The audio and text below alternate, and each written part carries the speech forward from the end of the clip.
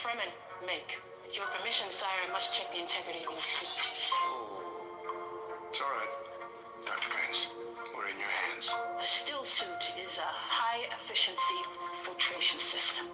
Even this early in the morning, you wouldn't survive 2 hours without one of these. It cools the body and recycles the water lost to sweat.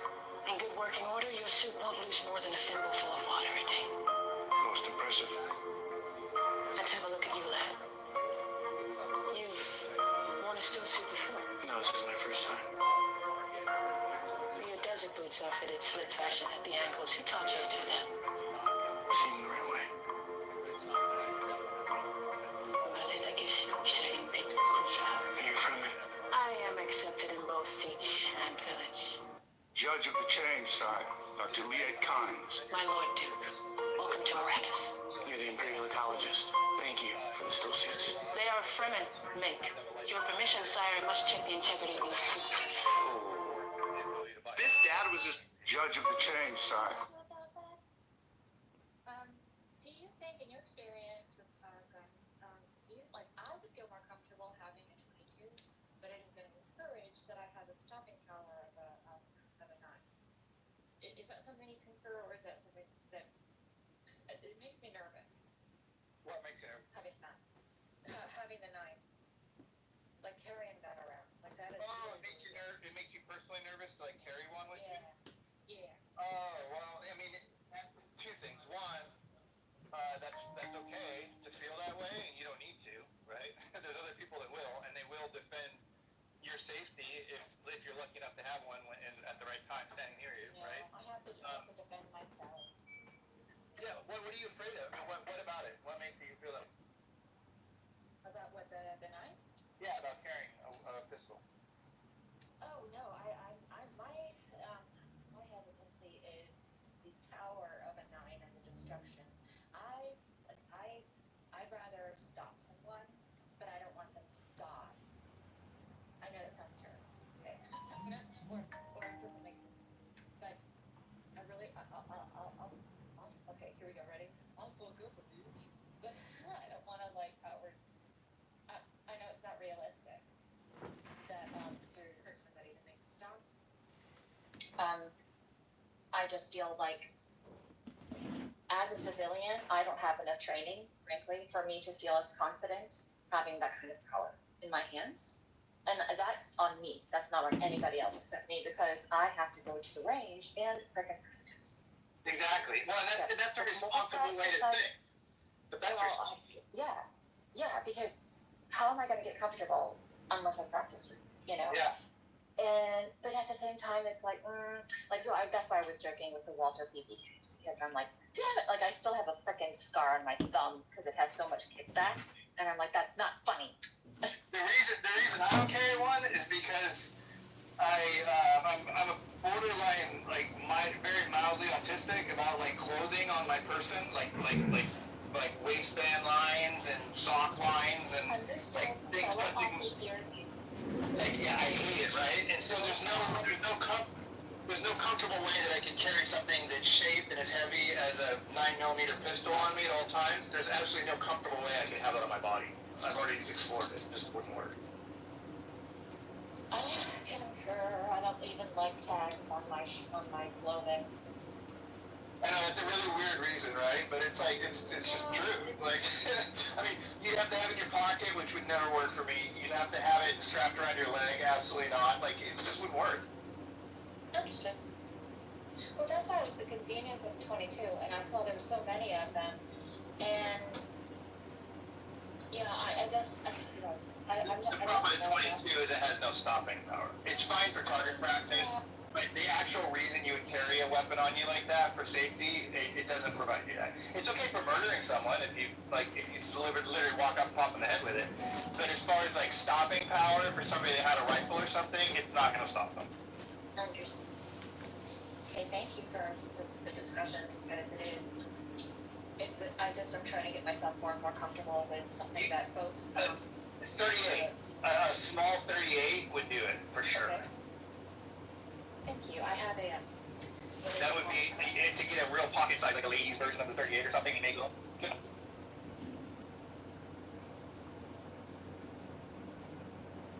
Hello? Hey, are you recording this? I'm live on YouTube, yeah. Oh, I sent you a message in your DMs. Amir and his crew are combing through your stuff, trying to find dirt on Zionists, just so you know. Oh, okay, yeah, don't worry about it. They can't find any dirt on me. It's just dirt looking for themselves. Okay. And also, how do you say? I mean, also, he probably is gonna. It's also because he's been very vigilant in your videos. Also, they canceling your accounts? I think that he and his group are like mass reporting you. Yeah, they did. They canceled 4 of my Clubhouse accounts. Yeah, I just wanted to let you know because I didn't know what you know. He was posting some of your recordings that he had combed through and like clipped up. Okay, cool. Good for him. I mean, I'm wasting his time, and that's exactly what I want to do. I appreciate it. No problem. Talk to you later. Okay, talk to you soon, babe. And I may not be the most responsible, meaning I haven't practiced enough to like I certainly won't have it on the person until I get comfortable. But yeah, I think that people need to have it, especially women. So I tell you about a thing that really popped up in to it was just really scary. And people don't do this thing when I propose this stuff. It's like carrying or whatever, or having something of that.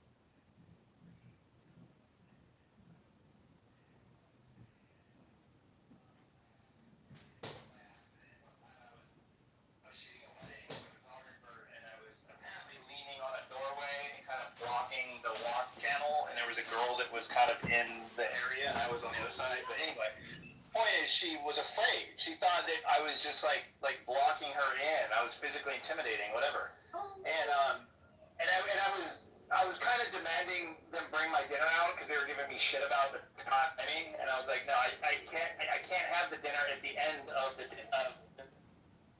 because they immediately need me to work. Like, I need to get served when the bridegroom gets there. It's a common problem, honestly. But anyway, point is, because there was some slight contention going on, and because I was positioned in this manner, she was afraid of me. And I was like, fuck, you know? And I didn't dawn on me. So a lot of times, like when I'm jogging or walking on the street, on a sidewalk, whatever, if there's a girl coming toward me, a lot of times I'll switch sides. I'll go to the other side of the road before it's an issue because I don't want her to think I'm going to grab her or something. I think about that on her behalf.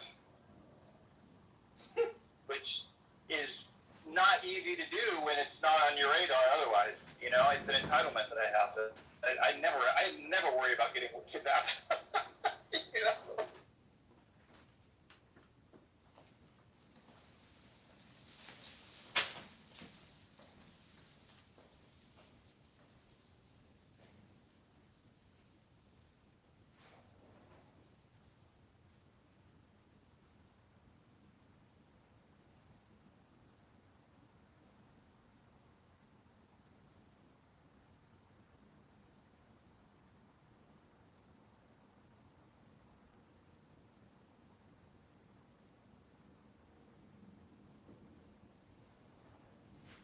It also, are you guys still listening? Am I still heard? I know it's quiet here for a reason. But we're going on. It also dawned on me, my daughter, who's 18 and super, super cute and attractive, half Asian, half white, so she's kind of unique in Georgia, top it all off, which makes her even kind of more interesting to people. Everybody stares at her, and it's creepy as fuck, because she should start pointing it out to me when I start looking for guys doing it when I go out with her. And dude, I see it all the time now, and it's creepy as fuck, because I never saw it before. But then she didn't want a job, and I was like, you should go work at Home Depot. Like, I loved working at the store when I was there. She's like, oh no, I could never do that. All the Hispanic day laborers and stuff, they would just eyeball me up and down, and it'd be creepy as fuck. Like, I couldn't do that.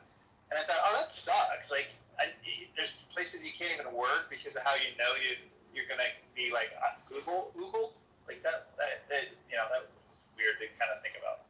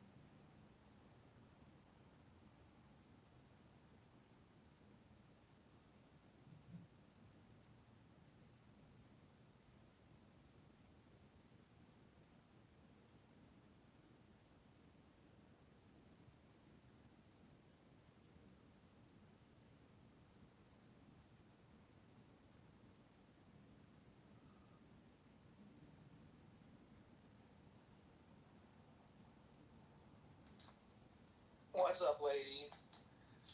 I love Mike Moon. I so appreciate him. I don't agree with him, but man, I enjoy listening to him.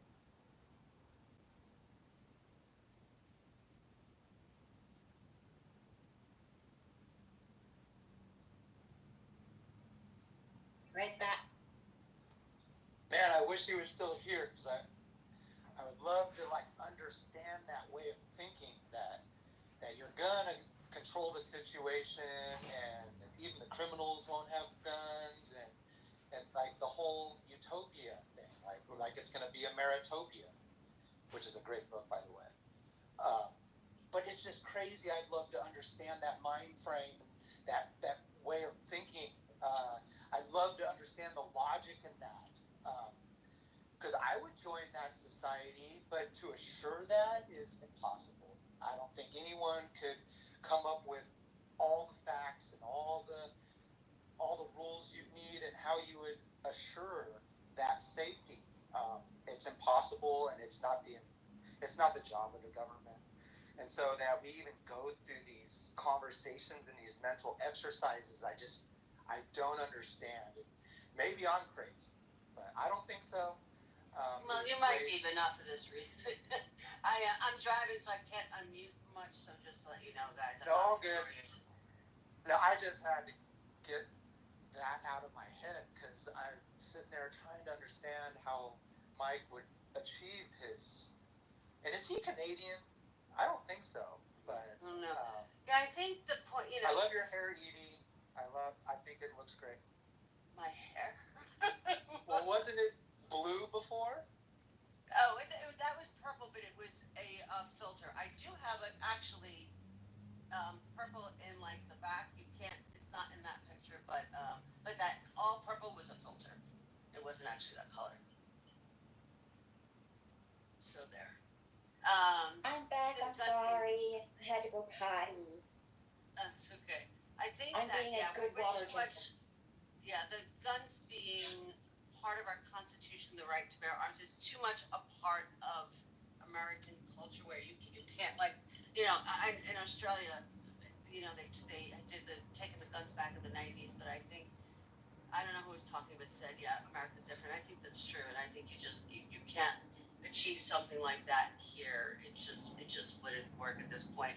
The cat's already out of the bag. I think you can ban assault rifles, things like that just are nobody needs. No civilian needs that, but banning guns altogether I think would never work here. Well, and the threat of it, like I said in the chat, the threat of it over the last 3 decades has contributed to the largest buying of arms, like ever. Right. There's like, what, 3 to 4 firearms per person now? It used to be 2, and it's going up to almost 4 now, I think. Yeah, That's every person in the United States, there's enough for almost 4, I think. It's up to 3 per person, for every single person. it just, I think that, I don't know, I think people are just becoming more aware.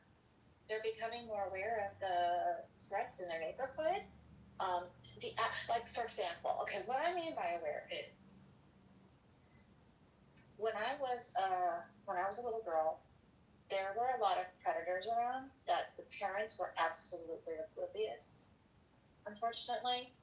And because we grew up, I'm a Gen X, and because we grew up and now are no longer ashamed, or whether they have been tampered with or not, they know someone who has been, and they're like, that's ridiculous. And especially to the extent, even if it was just 1 in, I don't know, 20 or something, but the ridiculousness that it's 1 in 4, and there's probably even more than that because of generous statistics. Let's just say, because I don't trust statistics.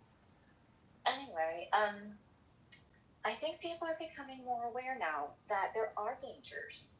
There are more dangers. Like, there never was a thing called you could keep your porch door unlocked and everything would be fine, because the people who counter that, they're frankly they're no longer here to state otherwise, or they're too afraid to speak because I just feel that like shame of being tampered as a with. civilian, I don't have enough I don't training, think that frankly, for me to feel as confident that world having ever that really existed. in my hands. Kind of like the And that's nonsense on of me. That's not on anybody else except me, thinking because that I have to go to the the range. President of the United and I States can would be Exactly. okay No, that's and would be safe way driving in a convertible down a road in Dallas. Yeah, because how am I Like going to that get was comfortable? just unthought of. Like, can't believe somebody would do that. Are you But at the serious? same Like, time, it's like, yes, like it's that's why I hindsight. was joking with But the Walter P. we have learned, because I'm like, right? damn it, like I still have a freaking So now that scar we on know my better. thumb because it has so much kickback, and I'm like, that's not funny.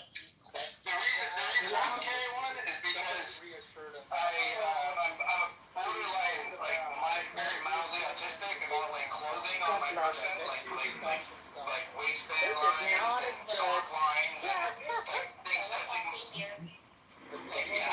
right? And so there's no And that's just so comfortable way that I hard. can carry And something the that's more shaped that and is I heavy look, and I'm a pistol on me at all times. There's absolutely no comfortable way I I can have it love on my body. those, if you ever want to talk about that stuff, but basically, I don't think I don't Marilyn think like Monroe, tags on my clothing.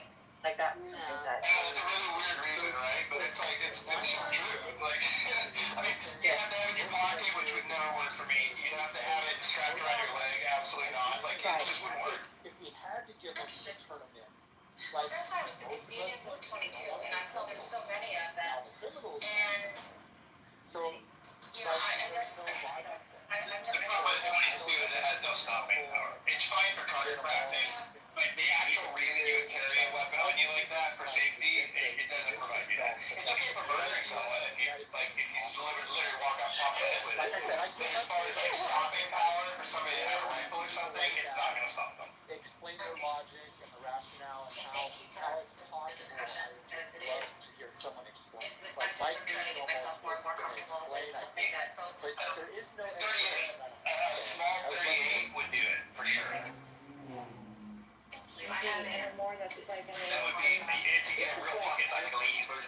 talking legal.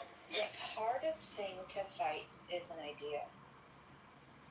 And when people are so, frankly, when they've been Recording it's this? just the more I learn live about on YouTube, yeah. areas and how the I familiarity sent you is a so message in much your there DMs. that they don't Amir and his crew are combing through your trying to find dirt on Zionists, just so you know.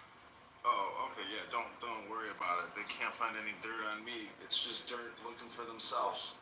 It's fear.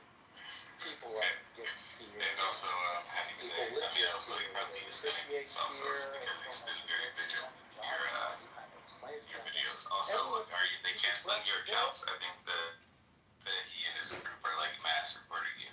Yeah, they did. They canceled 4 of my Clubhouse accounts. I just wanted to let you know because I didn't know you. He was posting some of your recordings that he had combed through and like clipped up. Okay, cool. Good for him. I mean, you know, I'm wasting his time, and that's exactly what I want to do. I appreciate it.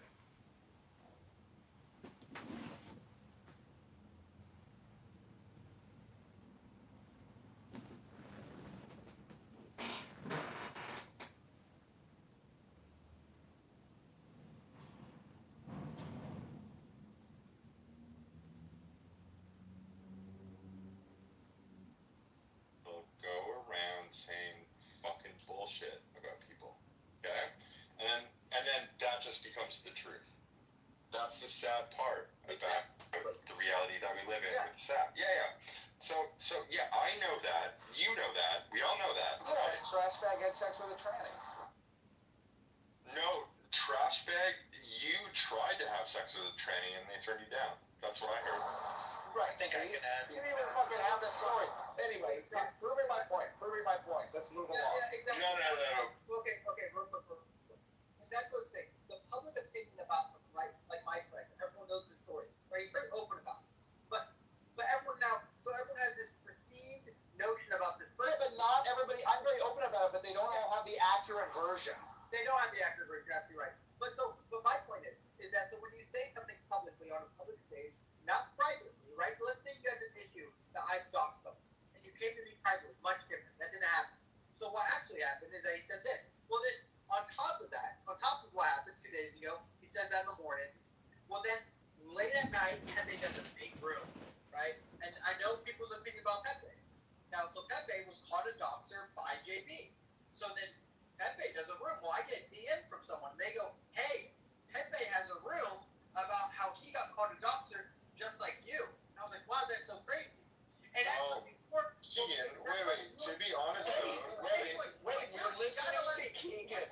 It's Keegan's turn. I made this room so I could get this off my chest, Ewan. Not for you to come on my stage, for you to interject on my stories. All right, continue. Don't get distracted. You're right. I do get distracted. So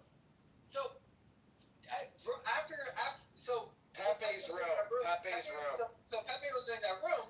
I come on stage because I know some information about JB that I learned that day. Because someone came to me and said, hey, just so you know, JB's calling you a doxer, but he's actually paid for someone's personal information to then put on Clubhouse. An actual doxer. That's disgusting. And it's Monica, and it's been proven. Wow, that's horrible. What a horrible piece of garbage. I've had multiple people come to me and tell me the story about how JB paid for Monica's information, and then guess what? Doxed that information that he paid for to a personal friend of hers. Very, very sad story, but also disgusting, deplorable person to do that. So I go to Pepe's room and I say, Pepe, can I come on stage? Pepe said, yes, sir. I come on stage and I had only 5 minutes because I do not go on Clubhouse during nighttime. But I said, I got the DM. You know what? This is happening to me. I said, Pepe, it's funny that he's calling you a doxer. He's doing the same thing to me with no information. And actually, I have information about how he's doxed Monica. And then, so that was said, and then I left because I didn't have time to stay.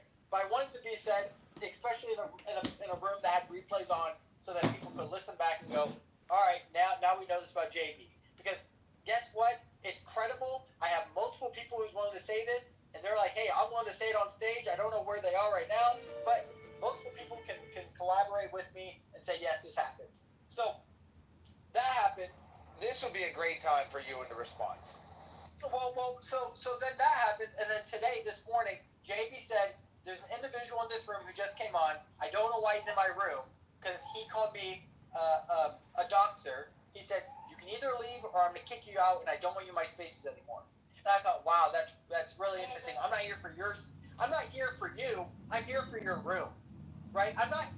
Right. It's just, you want to go with. I feel you. We're following moderators to rooms. No, we're following the room and what the room brings, not what you bring, right? Especially, like, this is not a house. But if it was a house, like the masculine mansion, guess what? We're not always coming for Sig, right? We're coming for what the conversation may bring, right? When I go to healthy debates, I'm not going for JB. I'm going for what the conversation's going to be. So I'm shocked that this individual is willing to call me a doxer on a public stage, and then when I do the same thing, he says, now you're not welcome in my room. Well, are we going to, where's the accountability here? You should be held accountable. Can I respond to that? Now doing is a great time. Now the room's been reset. Okay, so, Keegan, what I would first say is that, most of the stuff that goes on this app ends up not being true. So, like, people will talk shit about you to the point where you end up very quickly becoming, like, the villain to, like, a room of people. Okay? That is just normal. That's just what you're gonna deal with. That's the sad reality of Clubhouse. I don't agree with it. I actually like the truth. I value the truth over everything else. Okay? With that being said, what else is going on Clubhouse is that it is a dying app where there's not a lot of users. No, wait, hear me out. Let me finish my point, because I've listened to you. I'm just joking. Continue. Yeah. So it went from being 150 million users to downwards of 10 million. And I would say that most of those active users are probably from India or like some place like that. So our people that are like European or North American are looking at Clubhouse and saying, hey, there's not that much going on. So that's part of the reality. Now, I actually think that EP is kind of correct in his freak out, because I agree with him to a certain extent, because what he's doing is he's not running rooms. What he's doing is going into other people's rooms and he's directly talking to them, okay? And the other content, quote-unquote, content creators that are on this app that are left, because most of them are left, are pretending that they're running big rooms when in fact they're not, because no one fucking cares. Okay? So, like, the reality of the situation is that this app is kind of not taken that seriously, and people are all causing shit to each other. And I think that you shouldn't worry too much about it. Like, I just got kicked out. Dude, I am friends with, like, the entire Jewish community on this app. And I just had, like, a Jewish person, like, kick me down to the audience because they were upset with me because they misunderstood what I said in another room, talking about the amount of child brides going on in the Middle East, right? Well, that particular Jewish person is a little heavy-handed with the gulag button, but he's still a good guy. Yeah, no, of course, and it's fine, right? So I don't care that much. I don't even take it personally. I don't care. Keegan, you have to understand that you, with what you believe in, with, you know, however you want to approach the world and speak out about what your beliefs are going to be attacked by people on this app heavy-handedly. And I'm sorry that you have to deal with that. That's just, like, the reality of it. But I mean, dude, I just literally spoke on behalf of, like, the victims of, like, like underage sexual assault and got into a fight with someone. So like, yeah, you're gonna have to deal with it. People have weird fucking ideas here, man. Yeah, I mean, I agree with you. Like, you know, to a certain extent, that you know, at the end of the day, like when you say a view that people don't agree with, they're going to attack you and do all these things. But my point is that again, like with these rooms, that you're absolutely right. Like, who cares if your room has 50 people, because that's now a large room on Clubhouse. When you're right, like season 1, season 2 of Clubhouse, you know, a room with 50 people was a small room, right? A room, it used to be a room with 250 people, 300 people was like, that was like your average room size. And now it's much different. So I agree with you to a certain extent, but my point is that there's a lot of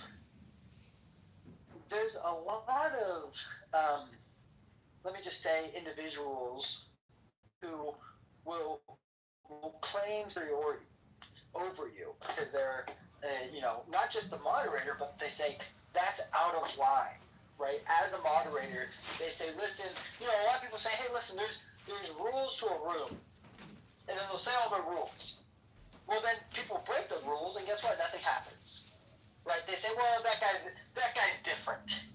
We hold that guy differently, or even as a moderator, I'm going to break my own rules. So it's like these standards. It really just does not make sense to me. Like, it's the double standards. It's the hypocrisy. It's like, again, I don't mind that you don't like my views, and I agree with you. Like, if people were just kicking me down and kicking me out of rooms because of my views, I'd like, I mean, I'd be annoyed. But I'd be like, all right, whatever. But people are kicking me down for things that they do, and then they're claiming, and they're creating. No, but that's what they're kicking you out for, dude. That's like the actual abject reality. They're kicking you out for your views. Well, yes, but they're using false, like, information and defamation upon me on why they're kicking. Like, they're saying, well, King is a doxer, he's not allowed in my room. Well, I'm not a doxer, so now people are going to go around going, oh, King is a doxer. No, I mean, I heard that whole back and forth. It sounds like you were just like caught in the fucking crossfire of it. It to me, I don't care about that. But sure, I mean, but even before the pet bait thing happened, I was being called a doxer, right? That's the point. Before the pet bait thing even happened, I was being called I was being called a doxer, which doesn't even make sense. I don't know enough of you guys to even be a doxer, or I don't even know most of you guys' information, like on just a Clubhouse personal level, to be like, I'm gonna find out more about you, right? So that's what's shocking. And real quick, because I just read the chat, I haven't really read the chat that much.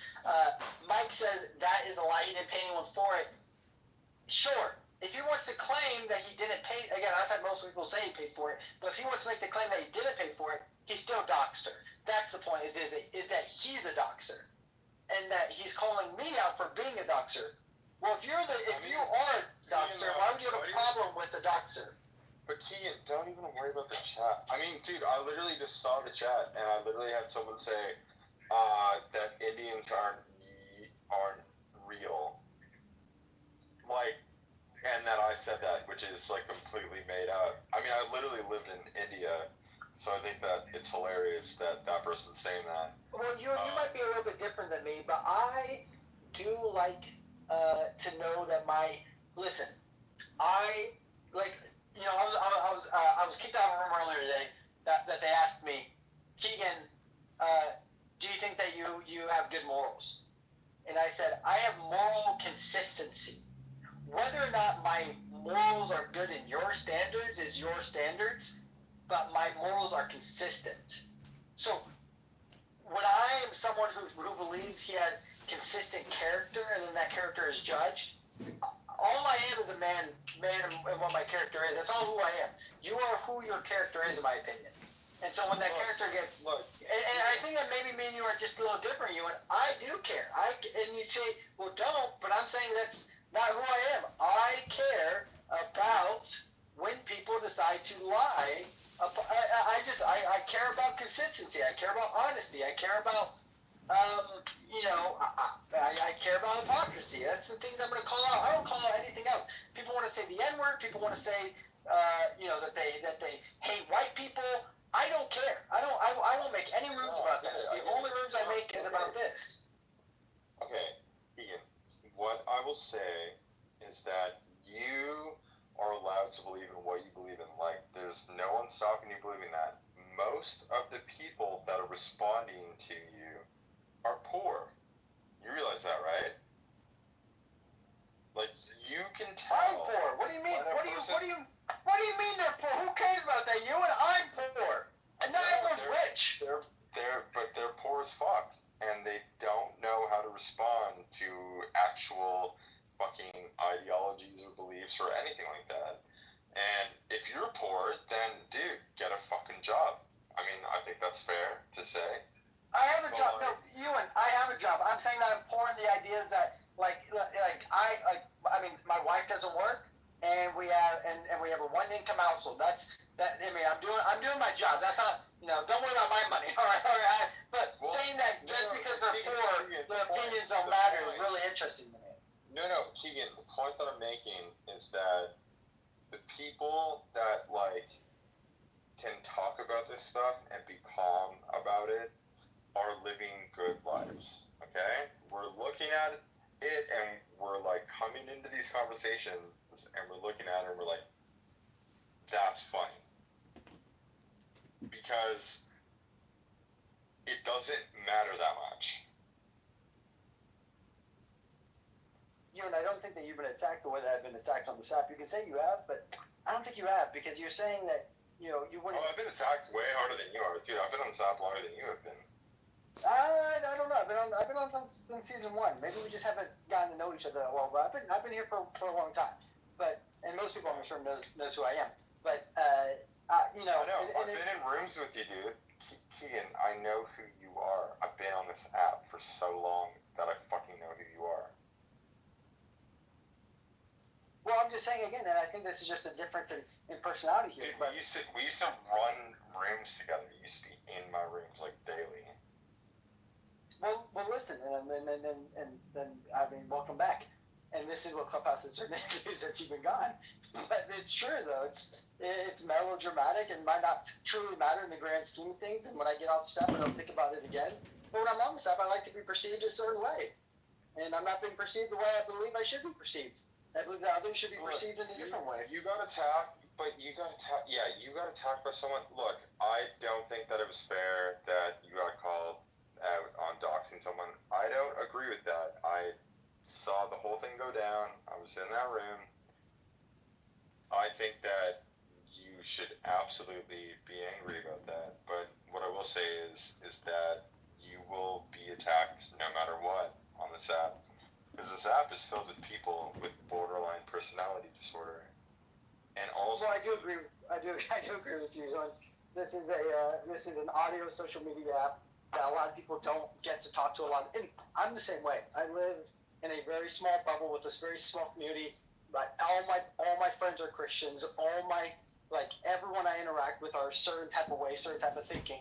So I really enjoy being able to get out of that bubble and really see what people are actually talking about. And I've tried Twitter Spaces. It's different. I don't like it. Clubhouse is where I've really grown to really enjoy. I use this as almost a podcast, way of and then also it's like the phone call.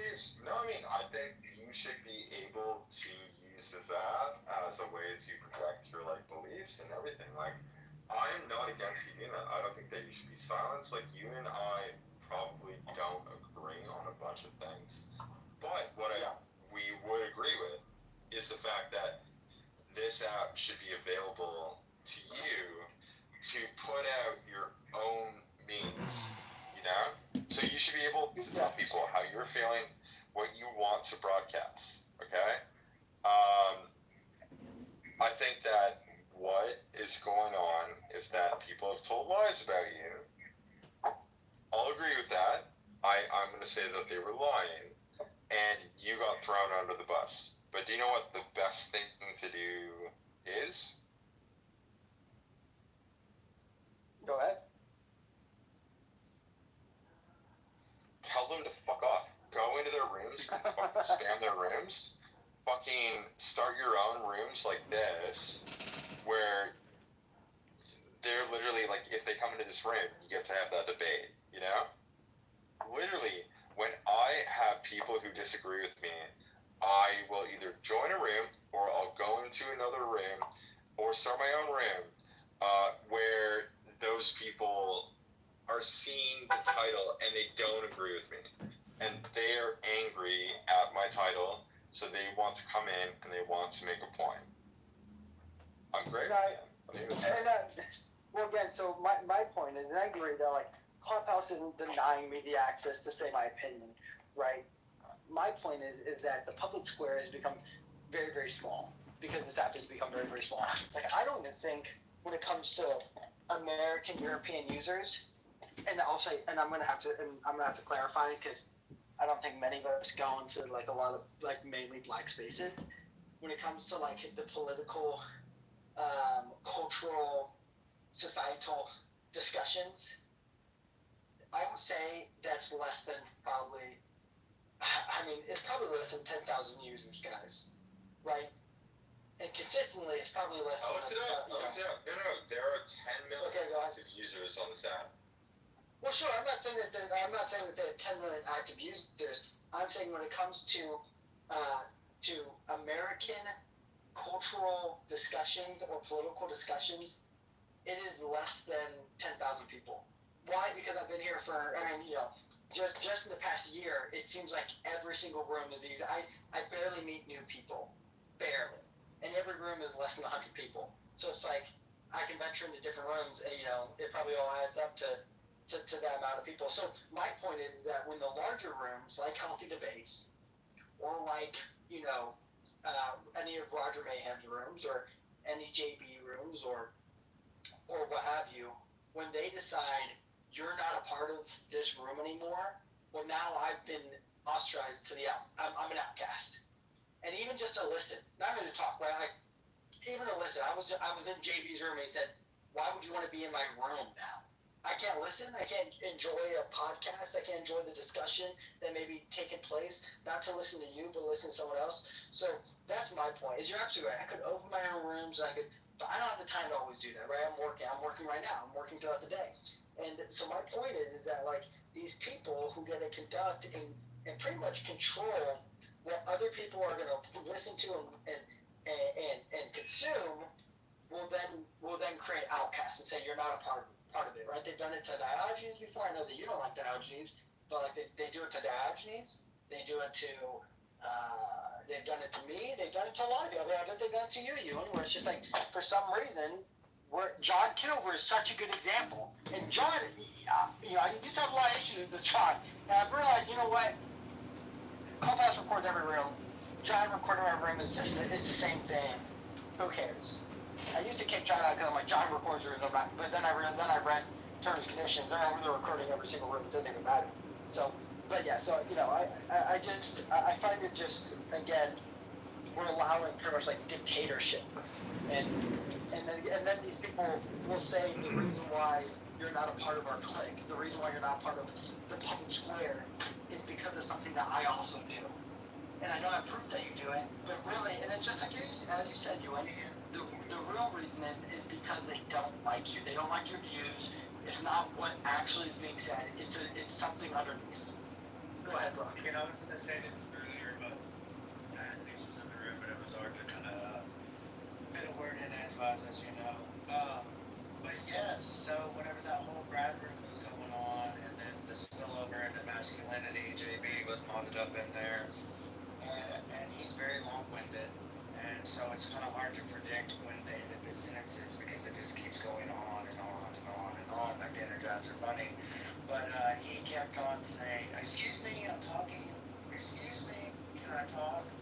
And I told him, I said, "Oh, I'm so sorry. Yes, you can. Go ahead, I'll go on mute. Go on mute. I'll let him finish his statement." So now it's my turn to talk. The way that you eat these things is you're supposed to cut the inside of their stomach open and show you. You can also eat their legs. It's a lot like lobster meat. You can't tell me that doesn't do that. And that is the dictatorship you're talking about. Well, now that he's legless, we're gonna cut him open. It's like a little science experiment. Alright, now that he's cut open, the inside is what you're eating. So you see this yellow stuff? Probably my favorite too. Is that like looking at like very creamy. I'm actually so stoked because there's a little bit like the big thing for me being inside is then like good stuff. You're gonna be eating this too. Follow me if you want to see. Was that he was going after JB for like, I don't know, being a predator, stuff. I know like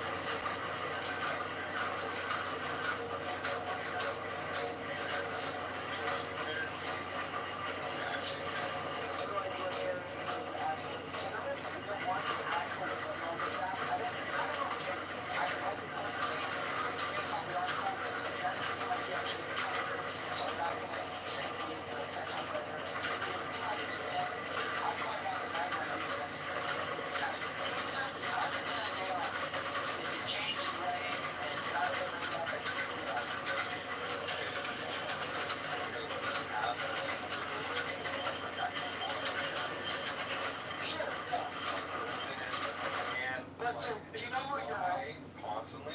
Wait. Let me.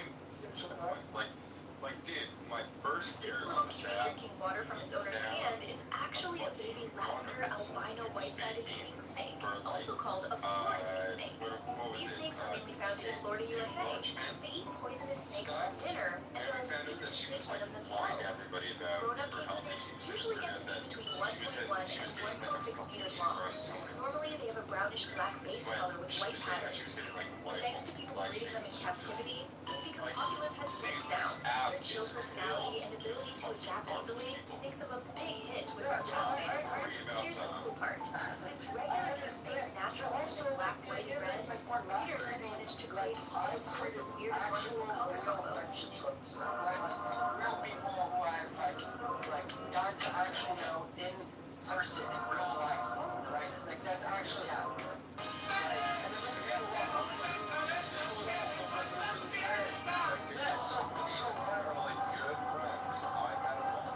That guy's fucking a real dude. I like David Bobadilla. A lot of people don't like him on the app, but then they meet him in person, and then they go, "Oh wait, this guy's like the coolest fucking guy ever." Yeah. So my point is, so those people, so the people that I actually really enjoy, like I don't enjoy JB, right? I never have enjoyed JB. But what I do enjoy are a lot of people who go to his rooms, and I enjoy the conversation I have with those people. Now, those people aren't going to just come and venture into my room all the time. If I created a room, again, I can't do it every day. Sometimes, again, I treat this like a podcast. I just like to listen. And so, again, when you are decided that you are not past to these individuals, I'm just like, dude, just because what? Because I decided to say that you're the dogs. Like, all I've done, it's not like I said something actually egregious and disgusting towards him and said something about his children or anything like that. All I said was, you actually doxed someone, which he doesn't even, it's not like he's saying I didn't do it. Even throughout our DMs that we had together today, he never decided to say he didn't do it. He just was like, you are, whatever, I'm not going to read it all. But yeah, so that's my point. I understand you and what you are saying, and I agree with it completely, that most of these people are losers. Most of these people are crazy individuals. I remember when Europa was on this app, I think he's actually back on this app, it was like Hermes. That's, just so everyone knows, and it's not doxed, and most people know this about Europa. That man is an actual sex offender, a pedophile who has touched children. Disgusting. And you go, do you even care? I do. If I found out that any single one of you have actually done something horrendous like that, where you've either harmed children or killed someone, you're not welcome. You're not welcome by Spaces. I think we should have some consistency and say that you're not allowed around us. And so that's my piece. Mohammed, welcome to the stage. What do you have to say about accountability on Clubhouse? Go ahead. So I just joined, I have no idea about what you're talking about, so I'm gonna wait. Keegan. All good. Wait, can I go for a little Ewan, hold on 1 second. I know that John's been trying to get in, and then you of course can go. Go ahead, John. Yeah, I think it's funny that you hold an accountability room because really this is another stirring the pot room. That's what this app is actually good at, is creating these these dramas that feel like they're real, but it's just people all around the country just yelling into their phone at people because they've been conditioned and listened to what these people say, and they essentially respond either politically or they may respond truthfully. Sometimes they respond insincerely. But anyways, you can see the gentleman in my PTR. That's Brad. Many of you know him as Brad S. He makes death threats on this app, which is against the law, and I'll post the law in the chat that he's actually violating, and the terms of service that he's violating here on this app. But yet he has thousands of followers, and Clubhouse seems to have no problem with somebody who goes around making death threats quite regularly that I have on video and audio recordings, which I have submitted to the Houston Police Department, the Houston FBI, and his employer and management team at the Houston Children's Texas Hospital. So this is what accountability on Clubhouse looks like.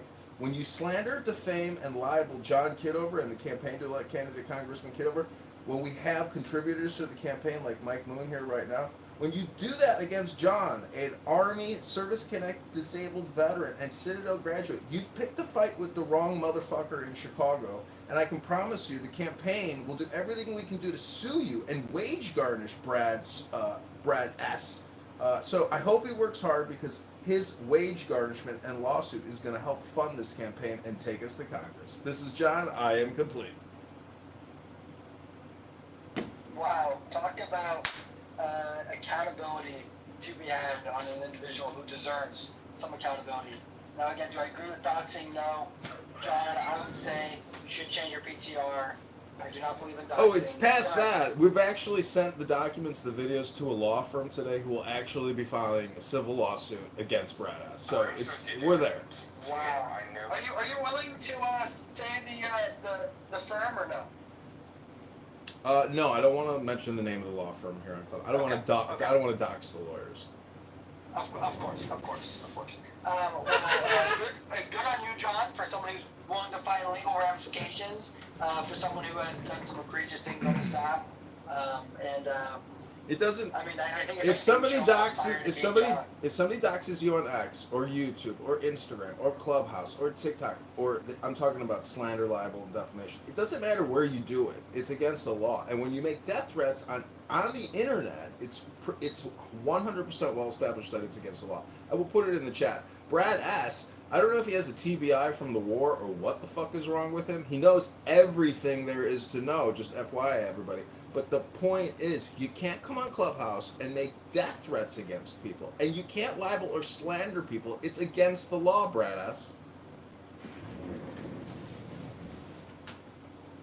Well, thank you, John, for, I guess, taking that time to do it. I mean, I know that at times it can almost feel like you're doing a turkey chase, right? You know, you may never catch a turkey, but you're going to try to do it. So you would go ahead. I know that you wanted to speak a little bit longer.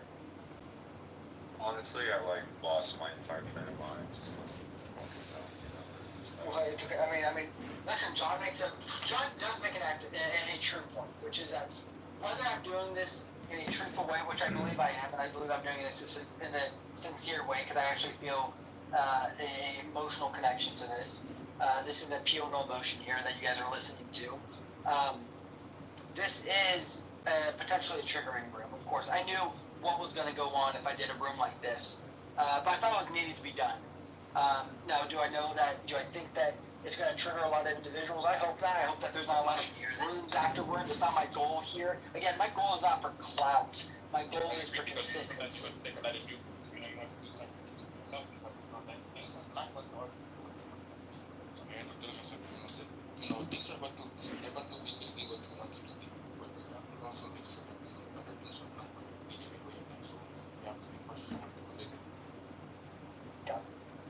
All right.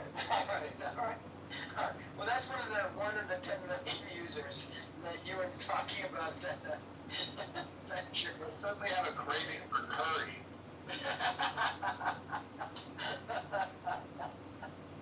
Oh man, that was good. That's a good.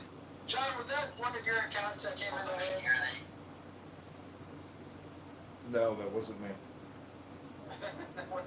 Well, I don't know. You weren't speaking, so I guess I'll take your word for it. But no, but we do have an anonymous account, and I also reached out to Roger Mayhem today. I emailed him because at 1:00 the campaign to elect candidate Kitover We have job applicants from Craigslist who are petition circulators that want to come on Clubhouse.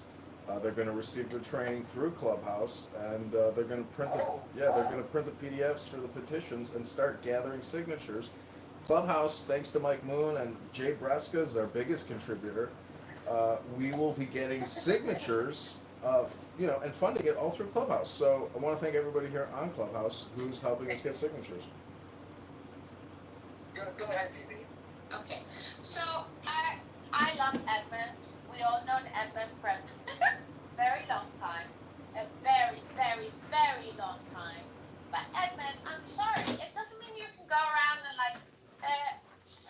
okay, one thing is you can go into rooms and we know you're there and you can record our conversations and you can put them somewhere. But at least because we know you're there and the possibility is available to us, you can then go and record conversations and put them online. But you can't go into rooms with as anonymous. And sometimes people have heart-to-hearts and they have intimate conversations.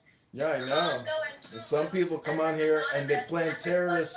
Some people come on here and discuss terrorism because they're promoting it, supporting it. Yes, but most people, a lot of people don't. Okay, so if I'm in a room having a conversation with Beamer or with Seamus and we talking about, I haven't listened to your voice in quite a long time. So what are you concerned about? You think I'm every anonymous on this fucking app, lady? There's thousands of people with anonymous. BB, there's a lot of people with anonymous. I'm not a catch-all. I'm not a fucking evergreen meme. The one recording and listening to everything. As an anonymous and record conversations? What? Yes, of course. What do you think anon is for? Go read the terms of service. But here's the thing, BB. BB, have you read the terms? BB, have you read the terms and conditions of Clubhouse? They own all the recordings. I don't feel so. That isn't that like colonizing, or isn't that like a hostile takeover, or isn't? It's not 1665. I'm on my fucking cell phone in my office, lady. You can use your cell phones how you want to use your cell phones. I'll use my cell phones in my office, in my house, how I use my cell phones, okay? Stop telling me how to use my fucking cell phone, BB. I'm just saying, it's just not very neighborly. I feel obligated to state the obvious, which is don't have intimate conversations on fucking Clubhouse. That is the most retarded thing ever. You want to be protected. You want to be protected from intimate conversations on Clubhouse. Holy shit! But also, BB, why don't you just do a private room? If you're and invite the people you want to hear. You come in, you don't even think about it, and then it's like, But again, that's on you then. That's not on anyone else but you. I don't say anything. I don't care.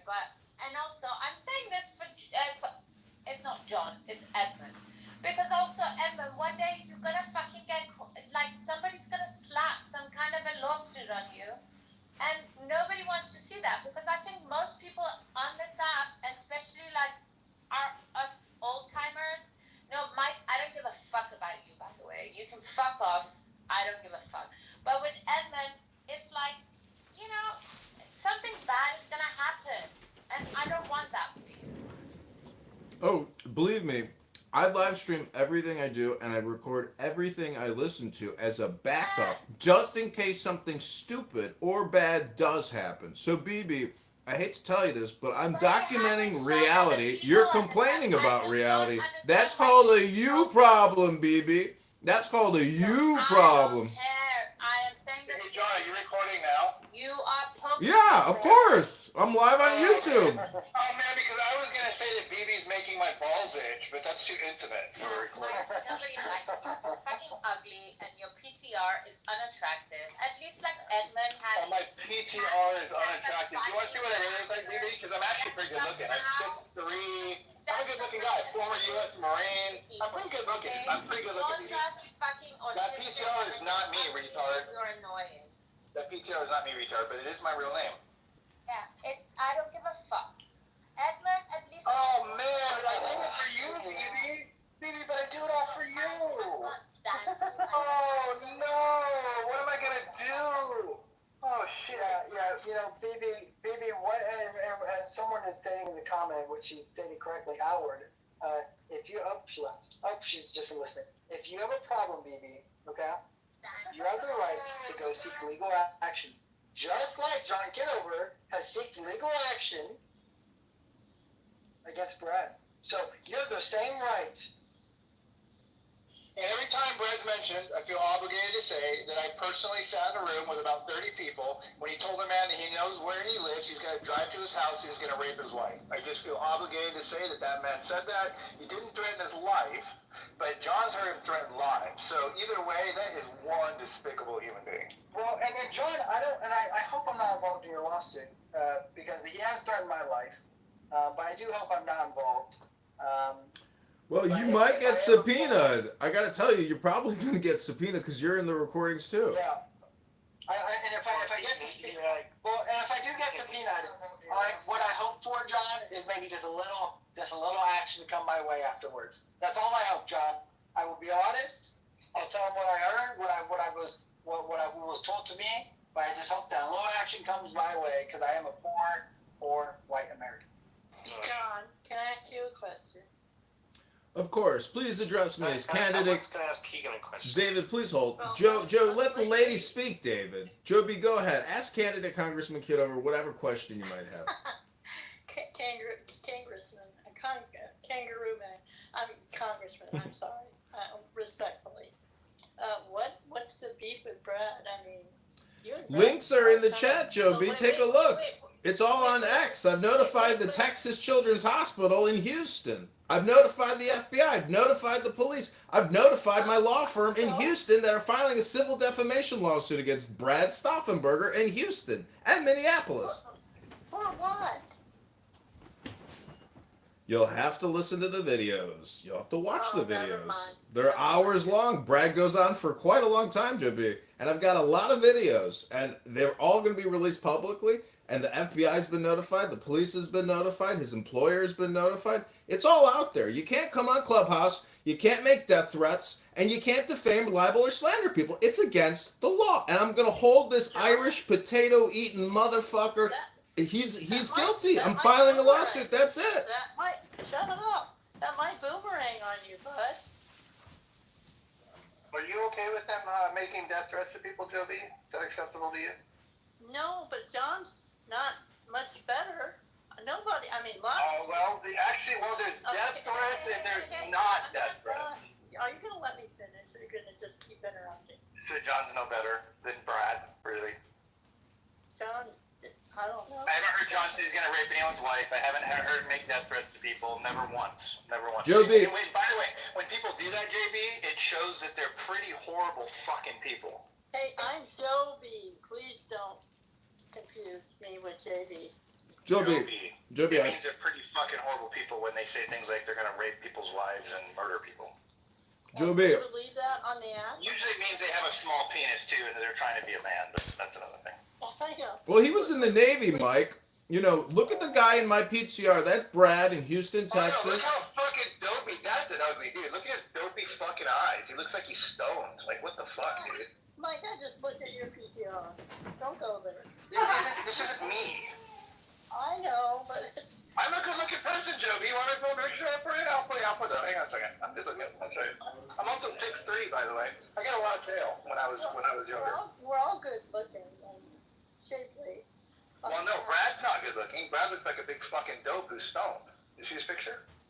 Yeah, my brother went to. Never mind. There's some military connections. What relevance does it have them looking? Wait, I hate to interrupt. I just got an email back from the law firm that is suing Brad Stauffenberger for libel and civil damages, and it turns out that he makes $120,000 a year, so at a 15% wage garnishment, we estimate it'll take him 7 years to pay back the campaign to elect John Kitover. I was surprised he's in Houston. I thought he was up north in Minnesota or some shit. Was he just lying? Gather a whole bunch of signatures from everyone on Clubhouse going against you, that you've been going against their privacy, whatever, like recording people, and nobody ever agreed to it.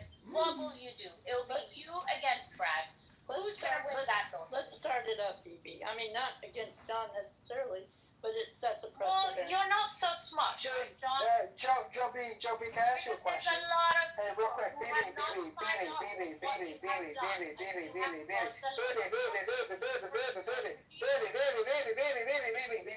Joe B, can I ask you You and those hooker stockings on your PTR? Joe B, can I ask you a question? But I do have some other pictures if you want to see how hot I am. Because you I'm are. deeply curious. Trust me, I totally believe it. No, but So, Joe B, Edmund, hey, guys, calm down. What are you doing? Stop. What are you doing? You're coming to my stage and you won't shut up. Like 2 seconds, bro.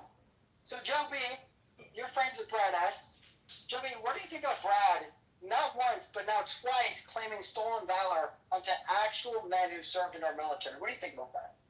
I think this is a public open app and anything goes until someone gets sued. And if you want to be the first to set a precedent, go for it. But I agree with BB. If you don't like something, get a petition going that will get legislators involved. Period. But, Joby, you didn't answer my question. Do you think that that's a good man who claims stolen valor on 2 different individuals, and then those claims are proven to be untrue? I have not seen the proof. I have seen opposite of proof against it. I've seen proof that he is telling the truth through my brother, who is Scooby-Doo on this app, and who worked with him. I didn't say he didn't serve in the gay Navy. I just said that he was accusing other people of stolen valor. We're not saying that he didn't serve, Joby. We're saying that he's claimed that John Kitover did not serve, and that he also claimed that Diogenes did not serve. Hey, Keegan, I could claim that, but on an open app like this, I'm not going to win in court. It's just not going to. That's not what I'm asking you. I'm asking you, do you think that that's a good man who would claim stolen valor? I am not his judge, nor are you, Keegan. You are a judge, though, of human integrity, are you not? You can feel okay to judge a man that says he's going to rape people's wives and murder people. It's okay to judge, Joby, and you don't need a committee for that, Joby. I don't have to like him. I do like him because I know him through my brother. Okay. Okay, but Joby, you're not Joby. BB, you know what, BB? This is what I'm gonna do with you. Okay? I don't really know you that well, and you're God. Okay? You're making this room about you and John Kitover's fight. That's not what the room is. You want to take accountability. She's gone.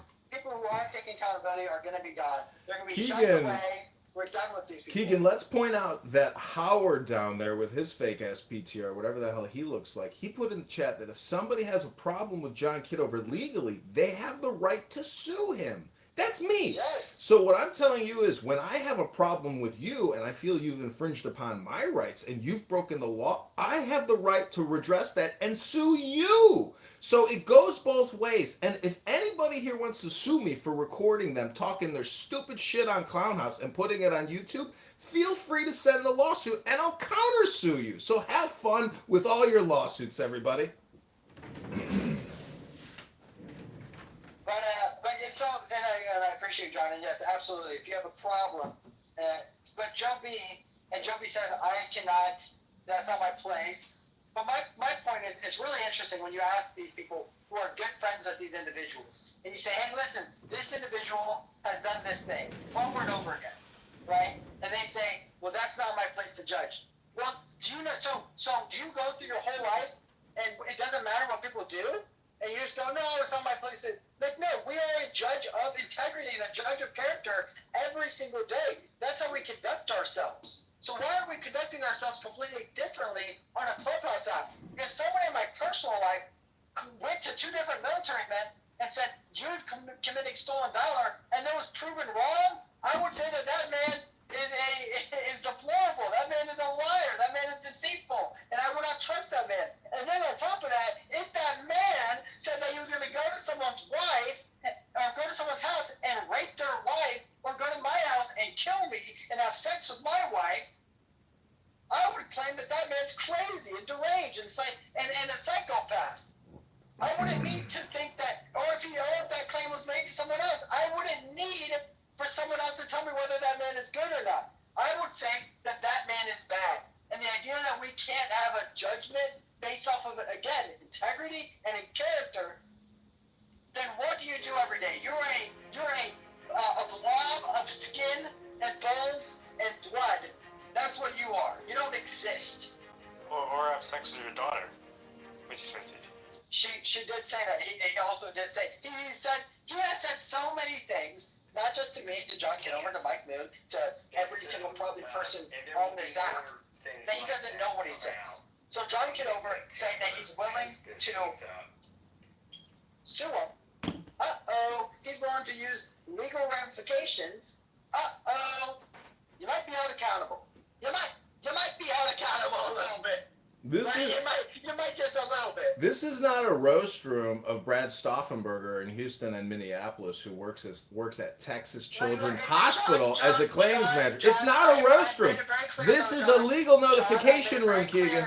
John, I've made it very clear that I do not want doxing. I've asked you to take his PTR off. Do not say his full name. I do not believe in doxing. I do not dox individuals. I do not believe in doxing. Oh, I'm not doxing him. I'm publicly putting him on legal notice. He has received public legal notification now, Keegan. This is how he's been served. So I want to thank you in helping me achieve accountability here on Clubhouse. This is candidate Congressman John Kitover for the 16th District in Illinois, running against the rhinoceros vaccinologist and $20 trillion super debt creator, Darren the Hood Rat LaHood.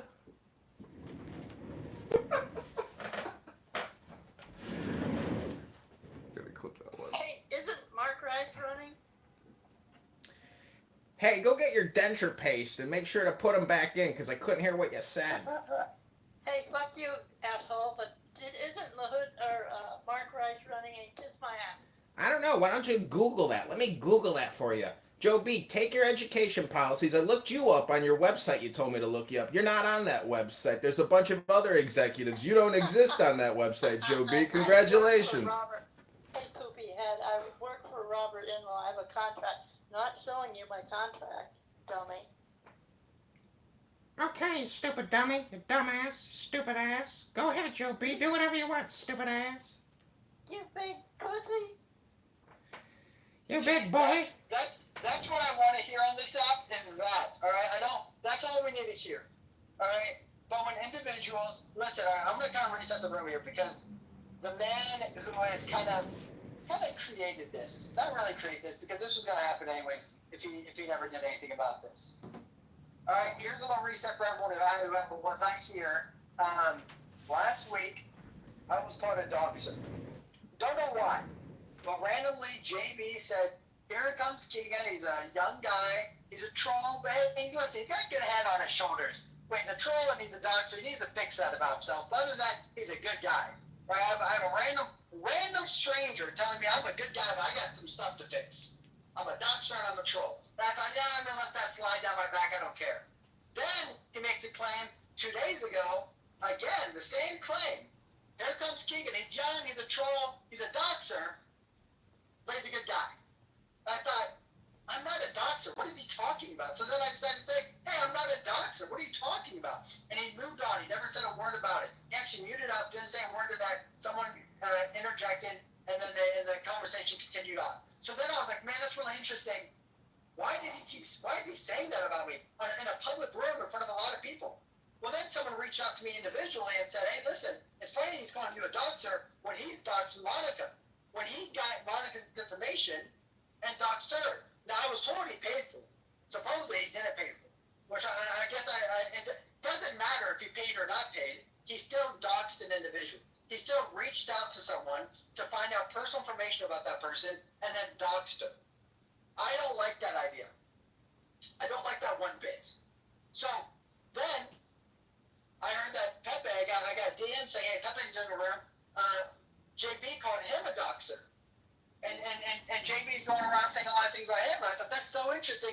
He's going after Pepe, and he's going after me. That's so interesting because I'm going to be honest. This is stirring the pot. On this app, kind of for some of the same reasons. I don't think I'm as aggressive as Pepe, but we're both called racist. We're both called all sorts of things. And so people will attack us and say a lot of things about us just because of the views that we hold. So, or that we're a troll on this app. So then, time to share this information. Hey, it's funny that he's calling you a doxer because he's doxed Monica himself. Now, I said some stuff that I've been told by the person themselves, and it's whatever, and I'm not going to share it again, but that he paid for it, but maybe he didn't. It doesn't matter. He still doxed an individual. It doesn't matter how he got the information. He doxed that information. So he's a doxer. It's funny that he's calling you a doxer. He's a doxer. So then I left the room because I didn't have time to be in a room at night. And the next day, or 2 days later, today, this morning, I go on the stage and I go in his room and he goes, there's a guy in this room who has called me a doxer. I don't know why you would want to be in my room. I don't know why you would want to listen to this conversation if I'm such a horrible person. He said, so either get out or I'm going to kick you out. And he said, let's do this privately. So then I privately messaged him and said, hey, and I was honest. I said, hey, you called me a doxer, which you have no proof of. You said in a public room and allowed, and it was slander, allowed, other people's opinions to be set up on me. That is not true. Well, you yourself are a doxer.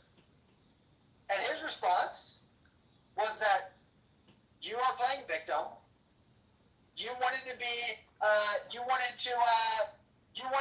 famous. You wanted to get some clout off of Pepe, and that's why you went in the room and said what you said. And you attacked me. Which is so funny because, again, he attacked me first. He called me a doxer first. So accountability on Clubhouse is really interesting to me because accountability should be, if you do something wrong, people say, hey, you've done something wrong. But instead, what happens is if you're a big creator and you're liked on this app and you don't really hold really strong views about anything, right? You're just a blob of a person. Well, guess what? You don't get any hate. You get no smoke. You can say whatever you want about people. No one's going to say a word. Or they might just like you because you're kind of an attack dog, like Brad. And they just like that you attack everyone else and you just hope that one day that dog doesn't bite you. So you go, hey, that dog's a good dog because he attacks everyone else. He's a pit bull. But then when he attacks you, you're like, we got to put this dog down. So that's what's really going on, is that these large creators on this app, who are creators, quote unquote, there's no actual creators, who hold large rooms and are moderators who can control the public square and the public opinion can be swayed upon you,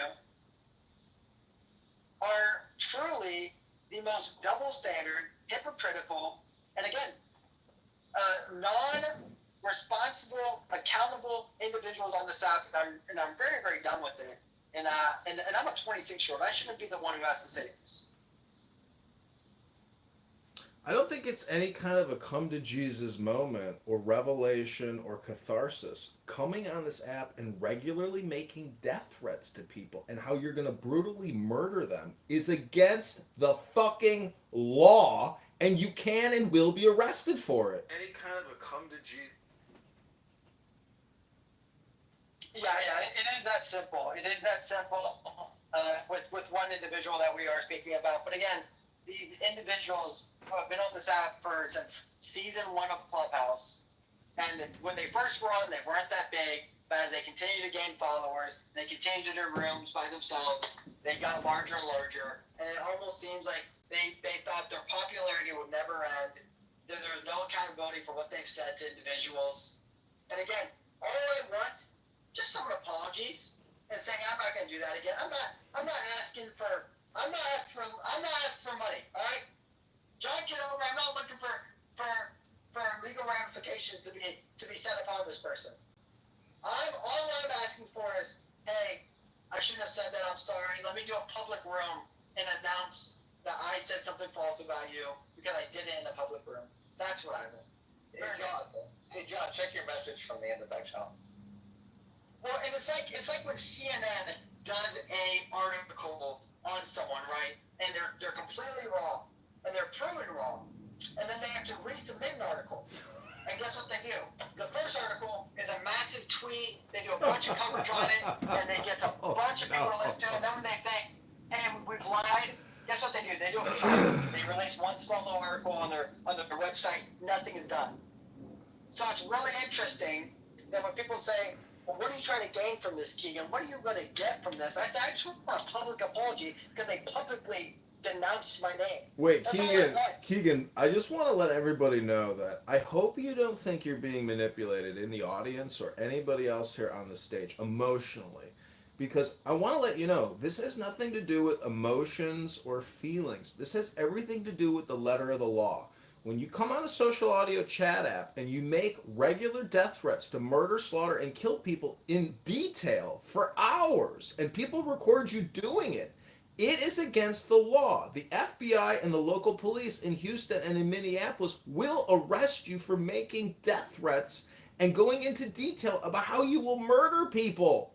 You cannot do that. And I gotta tell you, the person in my PTR who works at Houston's Texas Children's Hospital, who's about to get served with a libel and slander lawsuit. John,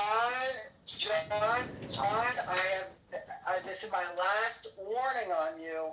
Okay, I can't make you change your PTR, but I can try to moderate you a little bit. You cannot say his full name and where he works. I know it's public information now, but that individual did not share that on this app, and I don't know, if I'm with it. So.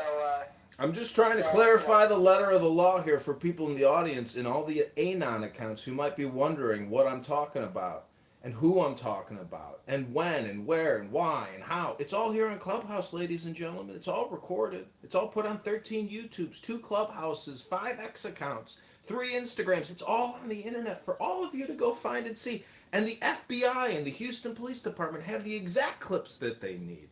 So fuck around, find out. Stop making death threats on this app and stop libeling and slandering the campaign to elect candidate Congressman John Kitover. Go to johnforcongress.com. I would like to say, John Kitover, if your lawsuit, after you won your lawsuit, I would probably like the name of that firm, because it seems like maybe I'm due for some money.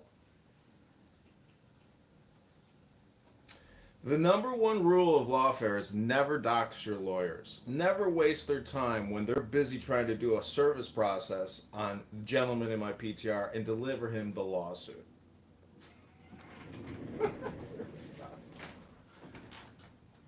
That's a real thing. Like we're joking about it, but man, free speech extends all the way to one point, to when you start telling people you're going to drive to their house and kill them.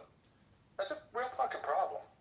That ain't normal, man. I don't give a shit if you're on social media or not. That is not normal.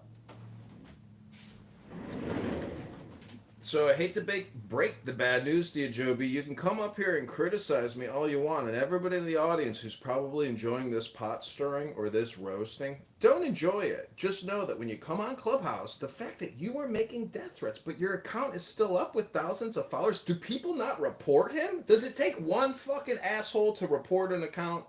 And some fucking Filipino in Manila says, yeah, I agree, delete account. And then you get the suspension notification from Clown House. If you want to appeal, email this address. John, what's your question? Okay, well let's get back to politics, ladies and gentlemen, because in 13 minutes we have a conference call with a new employee for the campaign to elect candidate Congressman John Kitover. He lives in Rockford. He's got the petition PDF. He's ready to print it. He's ready to get to work. He texted us this morning. He wants to work now. So we are going to bring him onto Clown House. I'm going to send him the link to Accountability on Clown House. I'm hoping you can mod me and we can change the room title to Campaign to Elect Candidate Congressman John Kitover. Ladies and gentlemen, this is not a joke. This account at the bank with $610 of your Clubhouse clown dollars is in the bank. We're going to spend it, and you're going to watch me do it live on YouTube, ladies and gentlemen. If we don't win the campaign, at least we got a YouTube business, ladies and gents. This is called killing 2 birds with 1 stone. This is how a Republican capitalist does business, ladies. This is how you use the law to get to positions of power. You don't let people get away with breaking the law all day long on Clubhouse and make death threats against people. No, you report them to the authorities, ladies and gentlemen. That's what the campaign to elect candidate Congressman John Kitover believes in. All right, let's. I'm gonna look up. We're using ChatGPT, John Kitover, and we're looking up. Can you make threats? We're gonna look this up. Let's see what ChatGPT says. Joe B's not impressed with your measly sum of $610, John. She's a big spender. She thinks it's not very much money. Mike, I want to thank you for your hard-earned dollars. I know how hard you work for that money, and I'm not going to waste a penny of it. And when I do spend the money you gave me, I'm going to show you on video how I spent that money.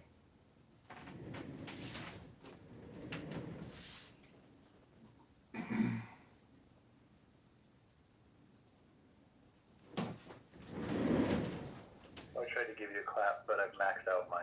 It shouldn't take videos. Okay, here it is. Here it is, John. John's absolutely right. I don't know why Joe B's in the chat saying that they can't do this.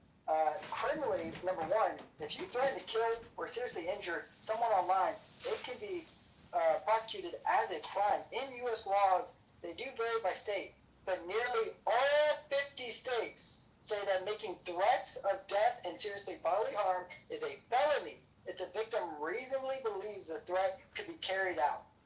Even if you didn't mean it, intent isn't always required. Just the act of making the threat and causing fear can be enough. Now, in this day and age, who the hell knows what's real or not? If someone says that, there's people all day long that just shoot up a fucking place and everybody's like, well, I didn't see it coming, like a bunch of fucking retards. Like, if somebody goes out and says that shit, you gotta take it serious in 2025, man. So in a civil, real quick, Lucifer, I gotta finish reading this. So for a civil case, the victim could sue you for intentional infliction of emotional distress or harassment, especially if they can show the threats cause them fear, anxiety, or damages like therapy costs, loss of work, or moving expenses. In some cases, victims also seek restraining orders or protective orders, which can carry legal penalties if violated. So, John Kitover has a pretty strong case. That sounds like a slave owner filing for a grievance. Wait, Keegan, I got it. Lucifer, please, Lucifer, please, don't interject into this conversation yet. Lucifer, please stop, Lucifer. I can't put Lucifer on this recording, Lucifer. I don't want you in the legal documents. You don't want to be involved in this lawsuit, Lucifer. Listen, Lucifer, hold on. Hold on. I'm quoting Pepe here. Hold on. Okay, that quote's for Pepe. Hold on. Okay, so we just got an email from the lawsuit suing Brad. Brad S. I won't mention his last name because we don't want to dox the man in my PTR. This is what they just wrote us. You're not going to believe this. It is illegal to come on Clown House and make death threats, as you just heard from Keegan. Sorry, I'm not at the letter yet. But the point is, ladies and gentlemen. You had me on pins and needles, man. Listen, there's a lot of people in this room. Look how many Anons. This is the biggest Anon audience we've ever had. We got 5 here. Okay, so in 8. Also, John, I'm so sorry. I do not want to interrupt you. I actually thought that you were Baby Pepe, but you're saying you were not Baby Pepe. No, this is. Listen. I'm totally transparent. You guys can go to my YouTube live anytime you want and watch what I'm doing here on this app. And the fact of the matter is, this is my only Clubhouse profile right now. Go ahead, continue. Okay, so go ahead. Well, actually, I don't want to give the floor just yet to you. But ladies and gentlemen, you cannot come on Clubhouse and make death threats. You cannot come on Clubhouse and make libel slander when people record you doing it. It's so stupid to do that only the man in my PTR is stupid enough to do it. So I don't know who this stupid person is, but take a good look at a stupid person. If I were to create a Clubhouse dictionary under the letter S, this stupid person would be pictured right there in my PTR. His name is Brad S. We won't mention his last name. But the FBI and the Houston Police Department have been notified and have received audio recordings of Brad S. making death threats. Now, whether or not the government is going to take action and bring accountability, well, I hope at least the management team at Texas Children's Hospital enjoys the videos and recordings as well. They have been notified on X across multiple accounts tagged at the Texas Children's Hospital PR, the public relations. They know who he is. He's their claims manager. He works with insurance companies and sick children. But is this the nice, kind, gentle man at the hospital that might greet a family in mourning who can't pay their health insurance bill? Or is this a man who comes on Clubhouse, knows the answer to every single thing there is, but still makes crazy death threats to women regularly while he's being recorded and he knows he's being recorded? So, ladies and gentlemen, I don't know who this stupid person is, but if there was a Clubhouse dictionary with the letter S, this is where this stupid person would be. Well, you don't think it's for the person that's filing the claim, that's showing their fragile ego. You don't think it exposes a fragile ego?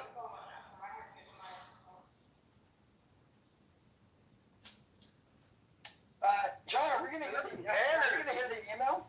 Who cares about a fragile ego? There's people that make millions of dollars off other people's fragile egos in the legal system every fucking day. He's running for Congress, man. He needs money, Lucifer. Fragile egos aside, he's gonna make bank here if he wins. Oh, I see what you're saying. Yeah. I feel you. Okay, we have 6 minutes to the next employee onboarding for the campaign to elect John Kitover. This is an on-the-ground petition circulator. I'm going to introduce him to you all. His name is Joe. I have not spoken to him on the phone yet, but he has agreed to download the Clown House app, and he's going to come to this room. So if you can mod me, that would be fantastic. If you listen, but we can use you. Hold on. Keegan, you can still. You don't have to mod me, but I do want you to change. You can trust Congressman. Keegan. Gentlemen. Lucifer says it, you're good. We've got 5. Okay, I know we're good. We've got 5 minutes though. I want to, gentlemen. On the left shoulder currently. Gentlemen, I want to curate the experience for the onboarding of this employee. So if we could change the title, and I'm going to change my PTR. Okay, here we go. I'm going to change the room title. I'm going to change my PTR. This is good decision making, buddy.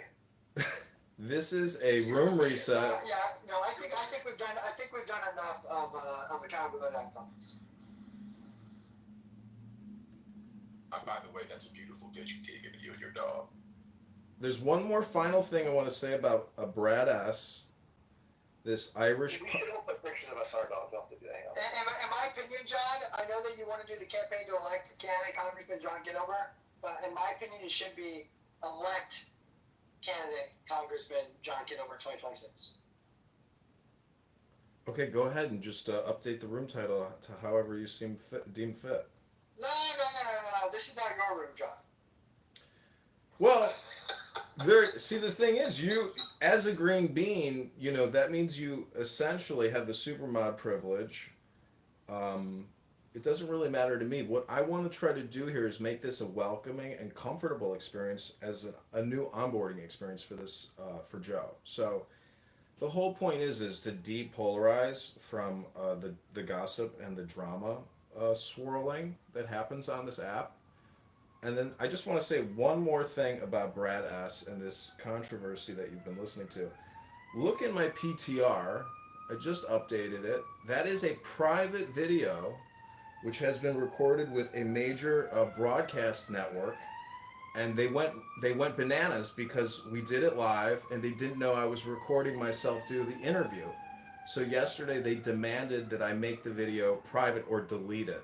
So I made it private, but in the chat you can watch a video which has been put to private on legal demand and notice from a major broadcasting network. Then the final thing is in my PTR you can see my Army active duty badge as a second lieutenant with a top secret SCI security clearance, and that badge I still have it. Anyways, the whole point is. Picture of you, John. You're a good-looking guy, man. Yeah, that's when I was a second lieutenant at Fort Huachuca, Arizona, on the Mexican border. I want to tell you a border crossing story. So, one day, I see these two Hispanic gentlemen with straw in their hair, dusty as could be. They look like Marty McFly, with their life preserver jackets on. And I was like, ¿qué pasa? And they're like, necesito agua. They were like dying in the desert in these mountains that I was hiking in on Fort Huachuca, Arizona. So I walk them back to our hotel, and I give them some bottles of water and some pretzels. And sure enough, they were illegal border crossers who happened to walk onto a U.S. Army top secret military facility through a mountain range. And, so I don't know what happened to those Hispanics. I didn't want to ruin their life because to me, they weren't carrying drugs. They nearly died. I was like, I don't want to ruin their day, man. I'm not calling the cops on these guys. That would be some bad karma. So I hate to admit as a candidate congressman that I may have released two illegal alien Mexicans who nearly died in the mountains into Arizona. I just wanted to admit that to everybody. What a story. I like it too. Hey Keegan, we share golden doodle, man.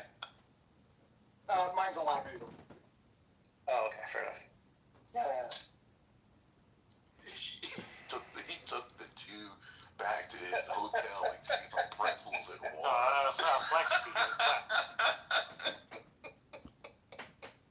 John Kitover. Vote for John. He's a cheap ass congressman. Okay. Pretzels and water. Would you call that a sanctuary apartment, John?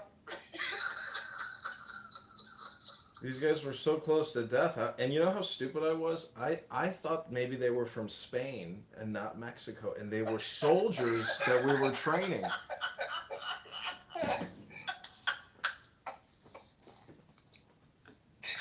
Because we had people from all around the world training on this facility. We had everybody. I don't know pretzels. We were training Azerbaijanis. We were training Lithuanians. We were training people from South. The U.S. military trains the armies and the soldiers of all of our allied countries in all of our military facilities here. Everything we know, we teach them because they are our allies, and it's a network. It's a love heart network.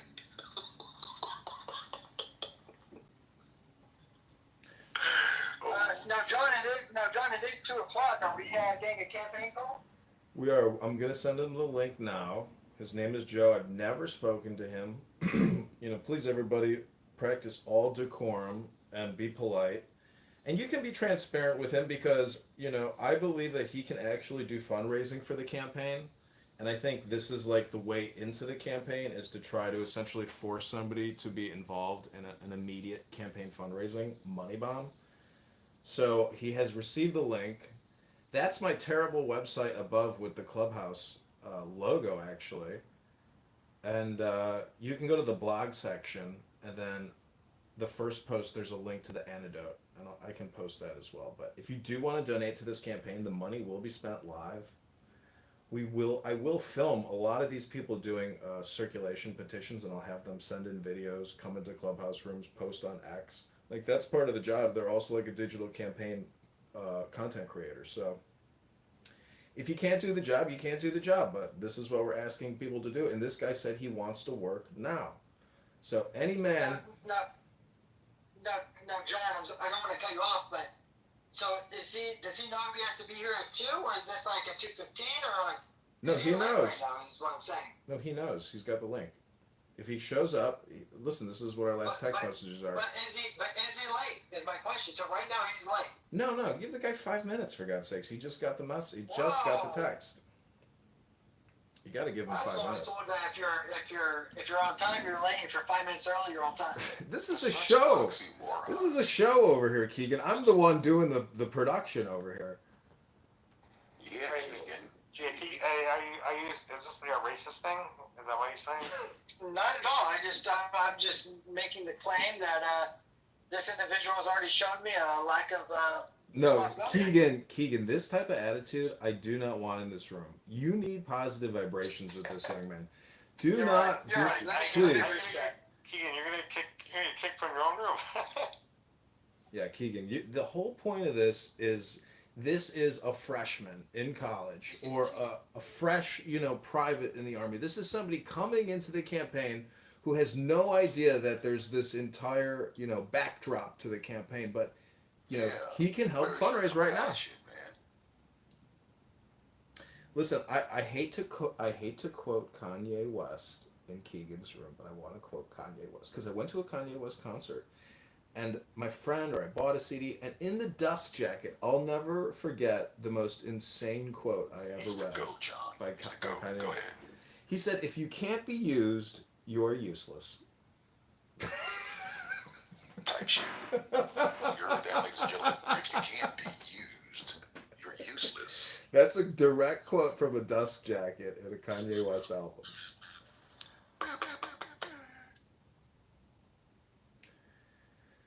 So I hope you're having as much fun as I am this morning. Pepe, I'm sure, is sitting there. I'm not having fun anymore right now.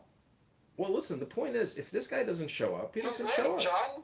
He's not late, man. I sent him the link 2 minutes ago. It's 1:04. Give him to like 1:10, basically. The guy's never used the app before. He doesn't even have a profile, for Christ's sake. Okay.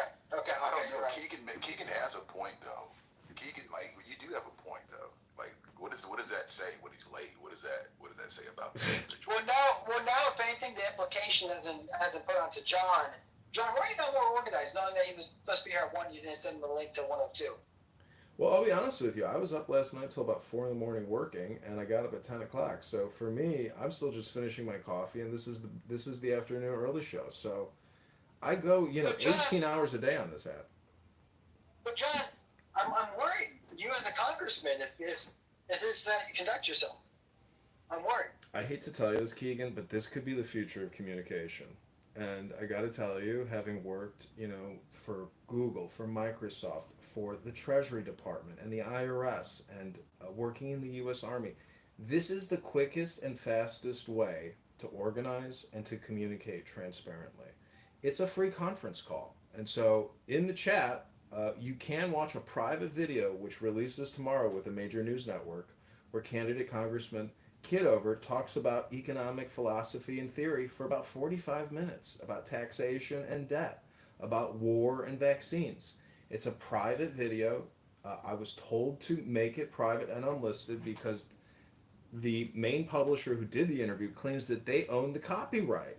So now we have a copyright dispute about a video that I shot on 13 phones, and you can watch the primary phone, my best phone, my new phone, and you can watch this 45-minute interview. If you think any of my ideas are good, let me know. But I do know there are some errors that I made because I re-listened to this 45-minute podcast with a major news network.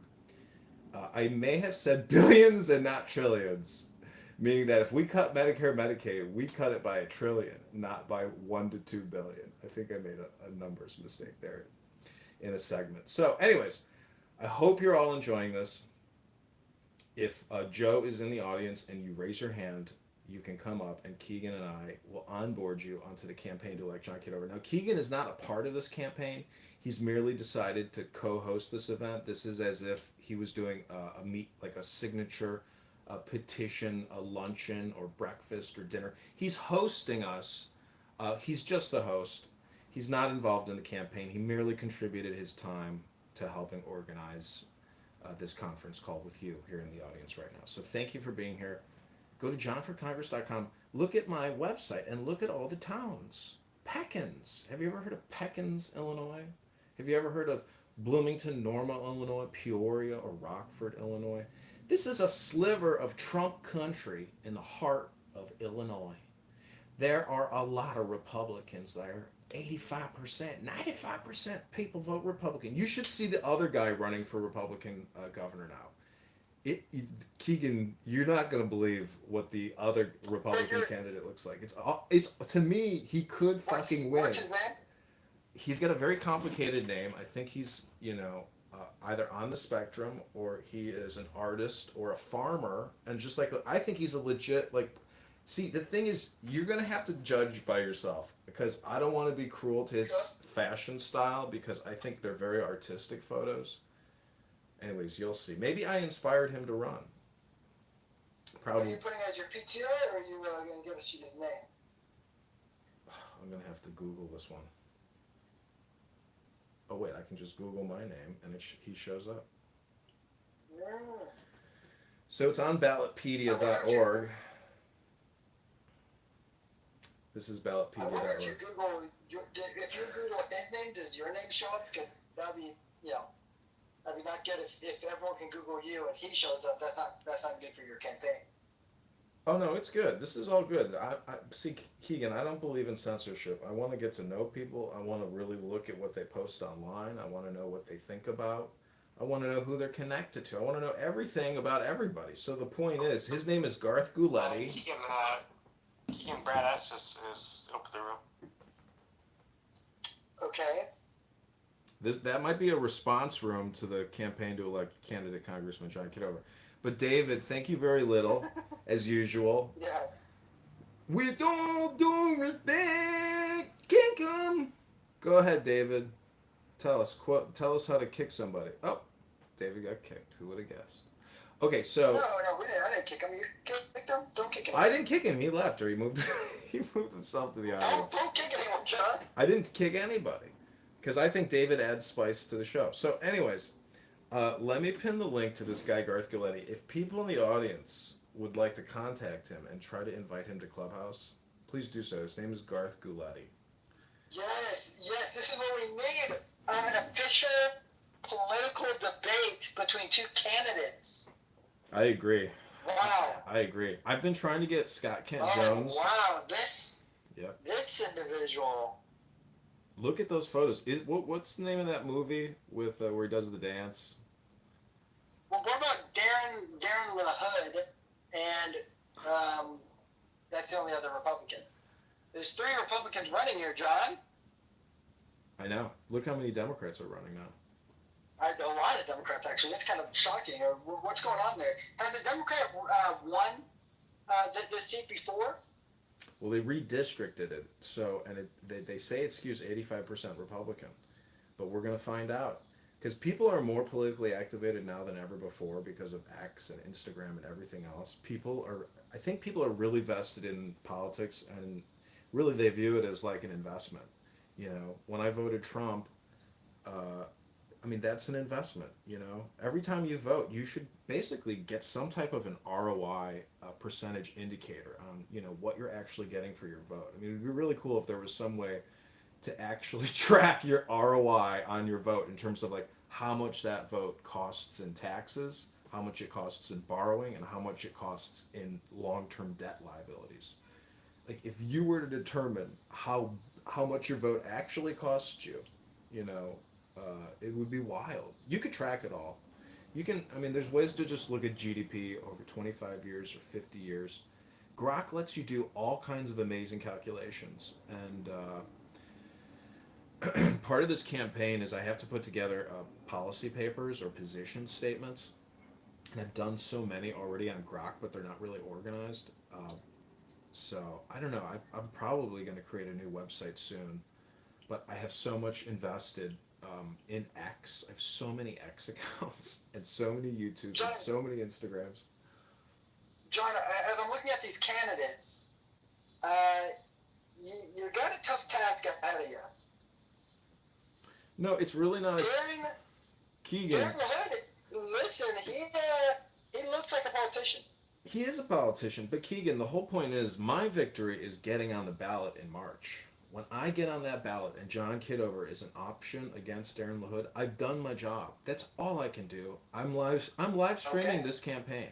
That's my victory. That's my win. Because no matter what, you can't take that away. When your name is printed on a ballot, Keegan, that makes you an official, it's not just a candidate. It's you've officially ran. Like, you have that printout of that ballot.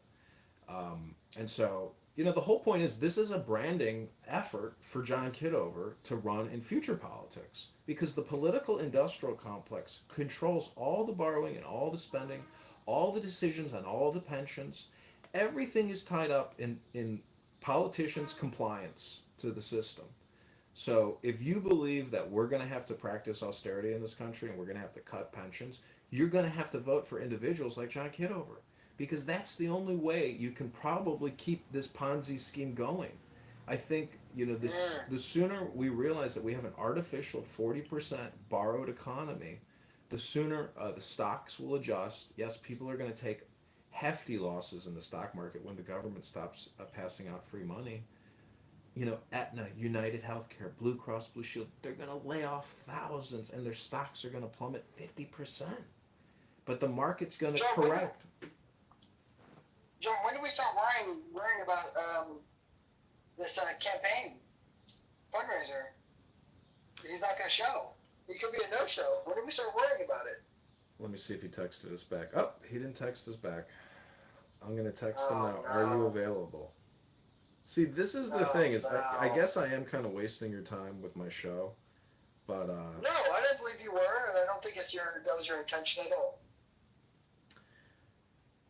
So I want to give you again, I don't know if I can post the link again, but I hope you watch this private interview because I don't even want to leave the house until this video goes public. And I don't want to upset the publisher, even though he kind of like insulted me afterwards because I didn't respond fast enough on X to him in the comments. You know, there's chat or email on X, and I don't look at it. And so he like called me as like saying he actually said that you should read what he wrote. It's very insulting after I did this 45-minute interview with him. But I will give him a lot of credit. He let me speak. Like he didn't interrupt me.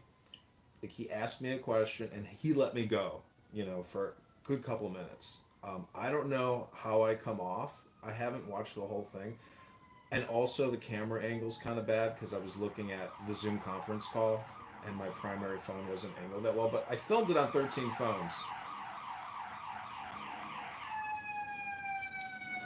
You can hear the police driving by my house hour after hour after hour. Oh, crime is down 38%? Really? Why are the police constantly flying down the streets to crises in the South Side? Please tell me why. I know people in the fire department that say that the numbers are like totally cooked and they don't report even half of what happens. So that's the truth about crime in major U.S. cities. John, well, I don't think this. I think you're gonna have a no-show here, John. You could be right. Let's see what he wrote back. Nothing. I'm afraid, John. I'm afraid we have a no-show on our hands. Very sad. The momentum is strong, though, John. Truly, I believe it is strong. So what is the requirements to get you on the ballot? It's like 675 signatures. How many? Where are you at right now? And are they required to be in your district? Yeah, they got to be registered voters in the 16th district, and so there's a way to look them up on the spot. So have you done some door knocking? Have you So have this you is. gone door knocking yet? You giving out pamphlets? So what's cool about X is you can ask Grok, hey, identify 25 voters in Rockford, Illinois, that would consider voting for candidate Congressman John Kitover. It gives you back the 25 profiles. So we message every single one of those 25 profiles by hand and ask them if they want to sign the petition. And if they do, we send them a DocuSign via email. They digitally sign, and we have one petition for every signature. So it's going to be a huge fucking binder because it could be 1-to-1 for like 300. So that's the most annoying thing is every single page has to be notarized. The compliance with ballot access is so laborious and ridiculous and expensive to do that unless you are extremely well organized and really hustling, it is very difficult to get on a ballot. And the challenge and review process. I don't want to interrupt you here, John. I remember actually my mother ran for state representatives when I was a child. She did not win. She did get 40% of the vote, which I was very proud about. Wow. In the primary, which is running in the primary. Very, very proud of her trying it out. But I do remember as a little kid going door knocking, she was utilizing her children as being cute little representatives. And we would go knocking. It was Keegan Toy, I think I don't know what year it was, but freaking knocking on doors, going, will you elect Mom Keegan? And, wow. So you and Marshall Rankin Stankin do have something in common. No, did he do that as well? Yeah, Marshall Rankin Stankin from Texas, a fake ass Republican. He claims he knocks on thousands of doors. Meanwhile, he can barely walk. That was against my will. Listen, Marshall Rankin Stankin has been one of the biggest annoying thorns in my side. He knows my voice, so if I try to change my voice, he goes, "That's Edmund Keckham." He is. I cannot get past through the Marshall detector system. I have not been able to fool Marshall yet with like a prank call. Somehow he always knows it's me. So we're gonna text one more individual who responded to the Craigslist ad right now, and I'll see if that person is available to Well, either. John, I'm gonna let you take over the room. I do have to go, but good luck. Okay, thank you, Keegan. Thank you for hosting. Okay, we're gonna see. Here we go. Hi, are you available? You know, I hope you guys don't mind, but I would like to force every single person who works on this campaign to come through Clubhouse. Is that, wrong of me to do? I don't think it is. I think it should be a requirement. Because if you can't figure out how to come on Clubhouse and join this room, you're going to have a challenge getting signatures. And I got to tell you, people who respond to Craigslist ads, God bless them, they didn't go to Harvard Law, okay? Let's just put it that way. So a lot of people got a lot of difficulties in their life, a lot of anxieties and complexities. And not everybody can join a Clubhouse room if you ask them to. Some people don't respond. Also, there's a lot of spam, so it's like you can't waste a lot of time. I know that I'm gonna have to do the heavy lifting on these signatures, like I did before. I had great people that helped me, but we were 60 signatures short last time, and I just want to say that the opposition we ran against, Estella Richards, the 45th Ward committee woman, I'm 100% sure that they committed ballot fraud or petition fraud, leading essentially to ballot fraud. my 364 pages of signatures were dirty, crinkled, and had signatures and scribble all over them. Looked like they had been, touched for years. Their signatures looked like they were printed perfectly, as if somebody with the most perfect handwriting you'd ever seen. So the whole thing is very suspicious, and I gotta say, I mean, there's a way to get real signatures, and there's a way to essentially sit down at a table with a bunch of people, and if you have the list and you have the signatures, you can just copy it and paste, copy and paste, copy. I don't know if people did it by hand or how they did it, but they did not go door to door. They did not go door to door. So the question is, how did they get 20 pages of perfect petitions? Very suspicious. But you're not allowed to cross-examine the witness. You're not allowed to practice and carry out the Constitution. So this is how politics works. Anyways, if you click that YouTube link above, ladies and gentlemen, I know this room is coming to an end, but you can watch a private one-on-one podcast interview with candidate Congressman John Kitover before the main footage is released this Friday. I hope you all enjoy. Now, I'm wondering if he's going to edit my clips and put out segments of 10-second snippets. He claims that he has the copyright, but I also claim that I have the copyright as I filmed it on 13 different phones. So this is going to be a very interesting experience and experiment to see how they clip me, if he clips me. And he claims it's his business, and I claim it's my business, and I claim it's part of the campaign, and he's claiming that his copyright supersedes the campaign's copyright, things like that. And we had no agreement, no negotiations. It would be like Trump sitting down to 60 Minutes to do an interview without having any kind of preconditions or contract in place prior, to Q&A and to recording and to final cut, all those things. So I don't have to explain all this stupid stuff to you. I'm sure you can all deduce this yourselves. Okay, this is a clip from yesterday. I don't know if you can hear it. The Big Beautiful Bill Act gives the Fortune 500 $500 billion a year in tax credits. That's all future tax liabilities for you. It's transferring it from the Fortune 500 to we the people. That's not why you're voting for Darren LaHood, is it? I hope it's not, because if you are, you're voting for your own demise. We're giving ourselves away. The Declaration of Independence says they are eating out our substance. And in my opinion, Darren LaHood is eating out the substance of America and the people in the 16th district. And Illinois politics is so corrupt and the people are so sleazy. It's taking a grassroots effort of a guy in Jefferson Park in the northwest side of Chicago to say no more borrowing and spending. You talked about cuts. There were two you mentioned that I was specifically interested in. Cuts to Medicare, Medicaid. So that's a clip. That's the kind of Q&A it was. I mean, he let me, it's not like a clubhouse room where you get interrupted every second. Like, this guy let me speak. He knew that he was there to film. So it comes out tomorrow, but you can watch the clip today. It's a private exclusive here on Clubhouse. I hope you enjoy it. Okay, let's see if our other candidate emailed us back, texted us back.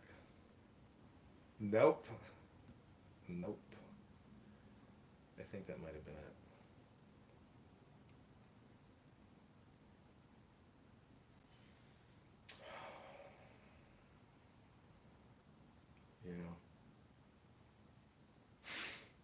I know I'm going to have to do this myself.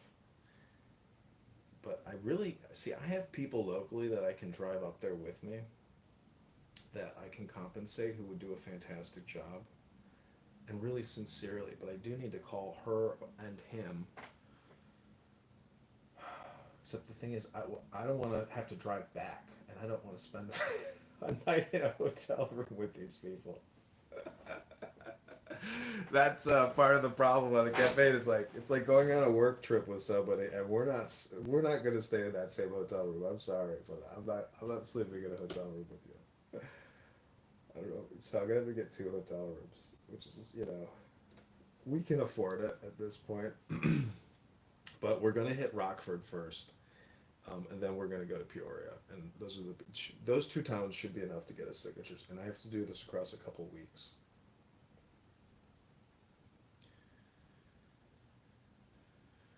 I'd like to look at all the chat messages.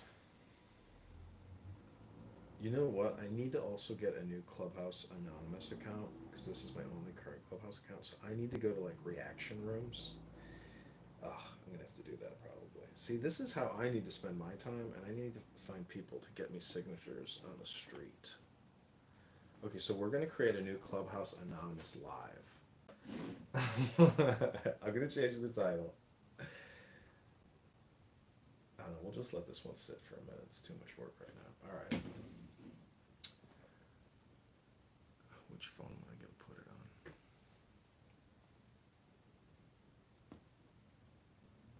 on? Okay, so I'm going to play some meditation and prayer music to relax, because, politics is very high vibration, because I consider what I do to be very performative, but it also shakes me to the core. So I like to try to de-stress and relax with a little HMS Pinafore.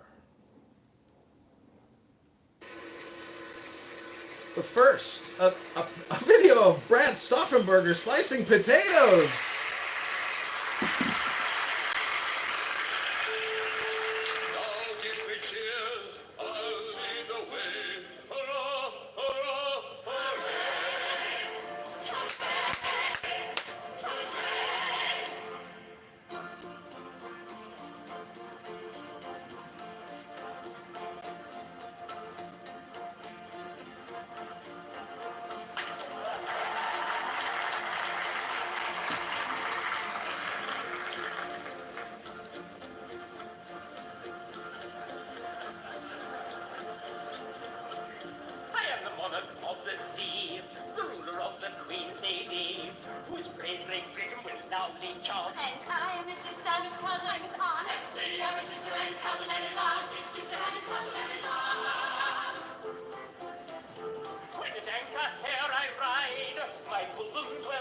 Okay, I'm gonna pause this because I think it could probably trigger a copyright warning.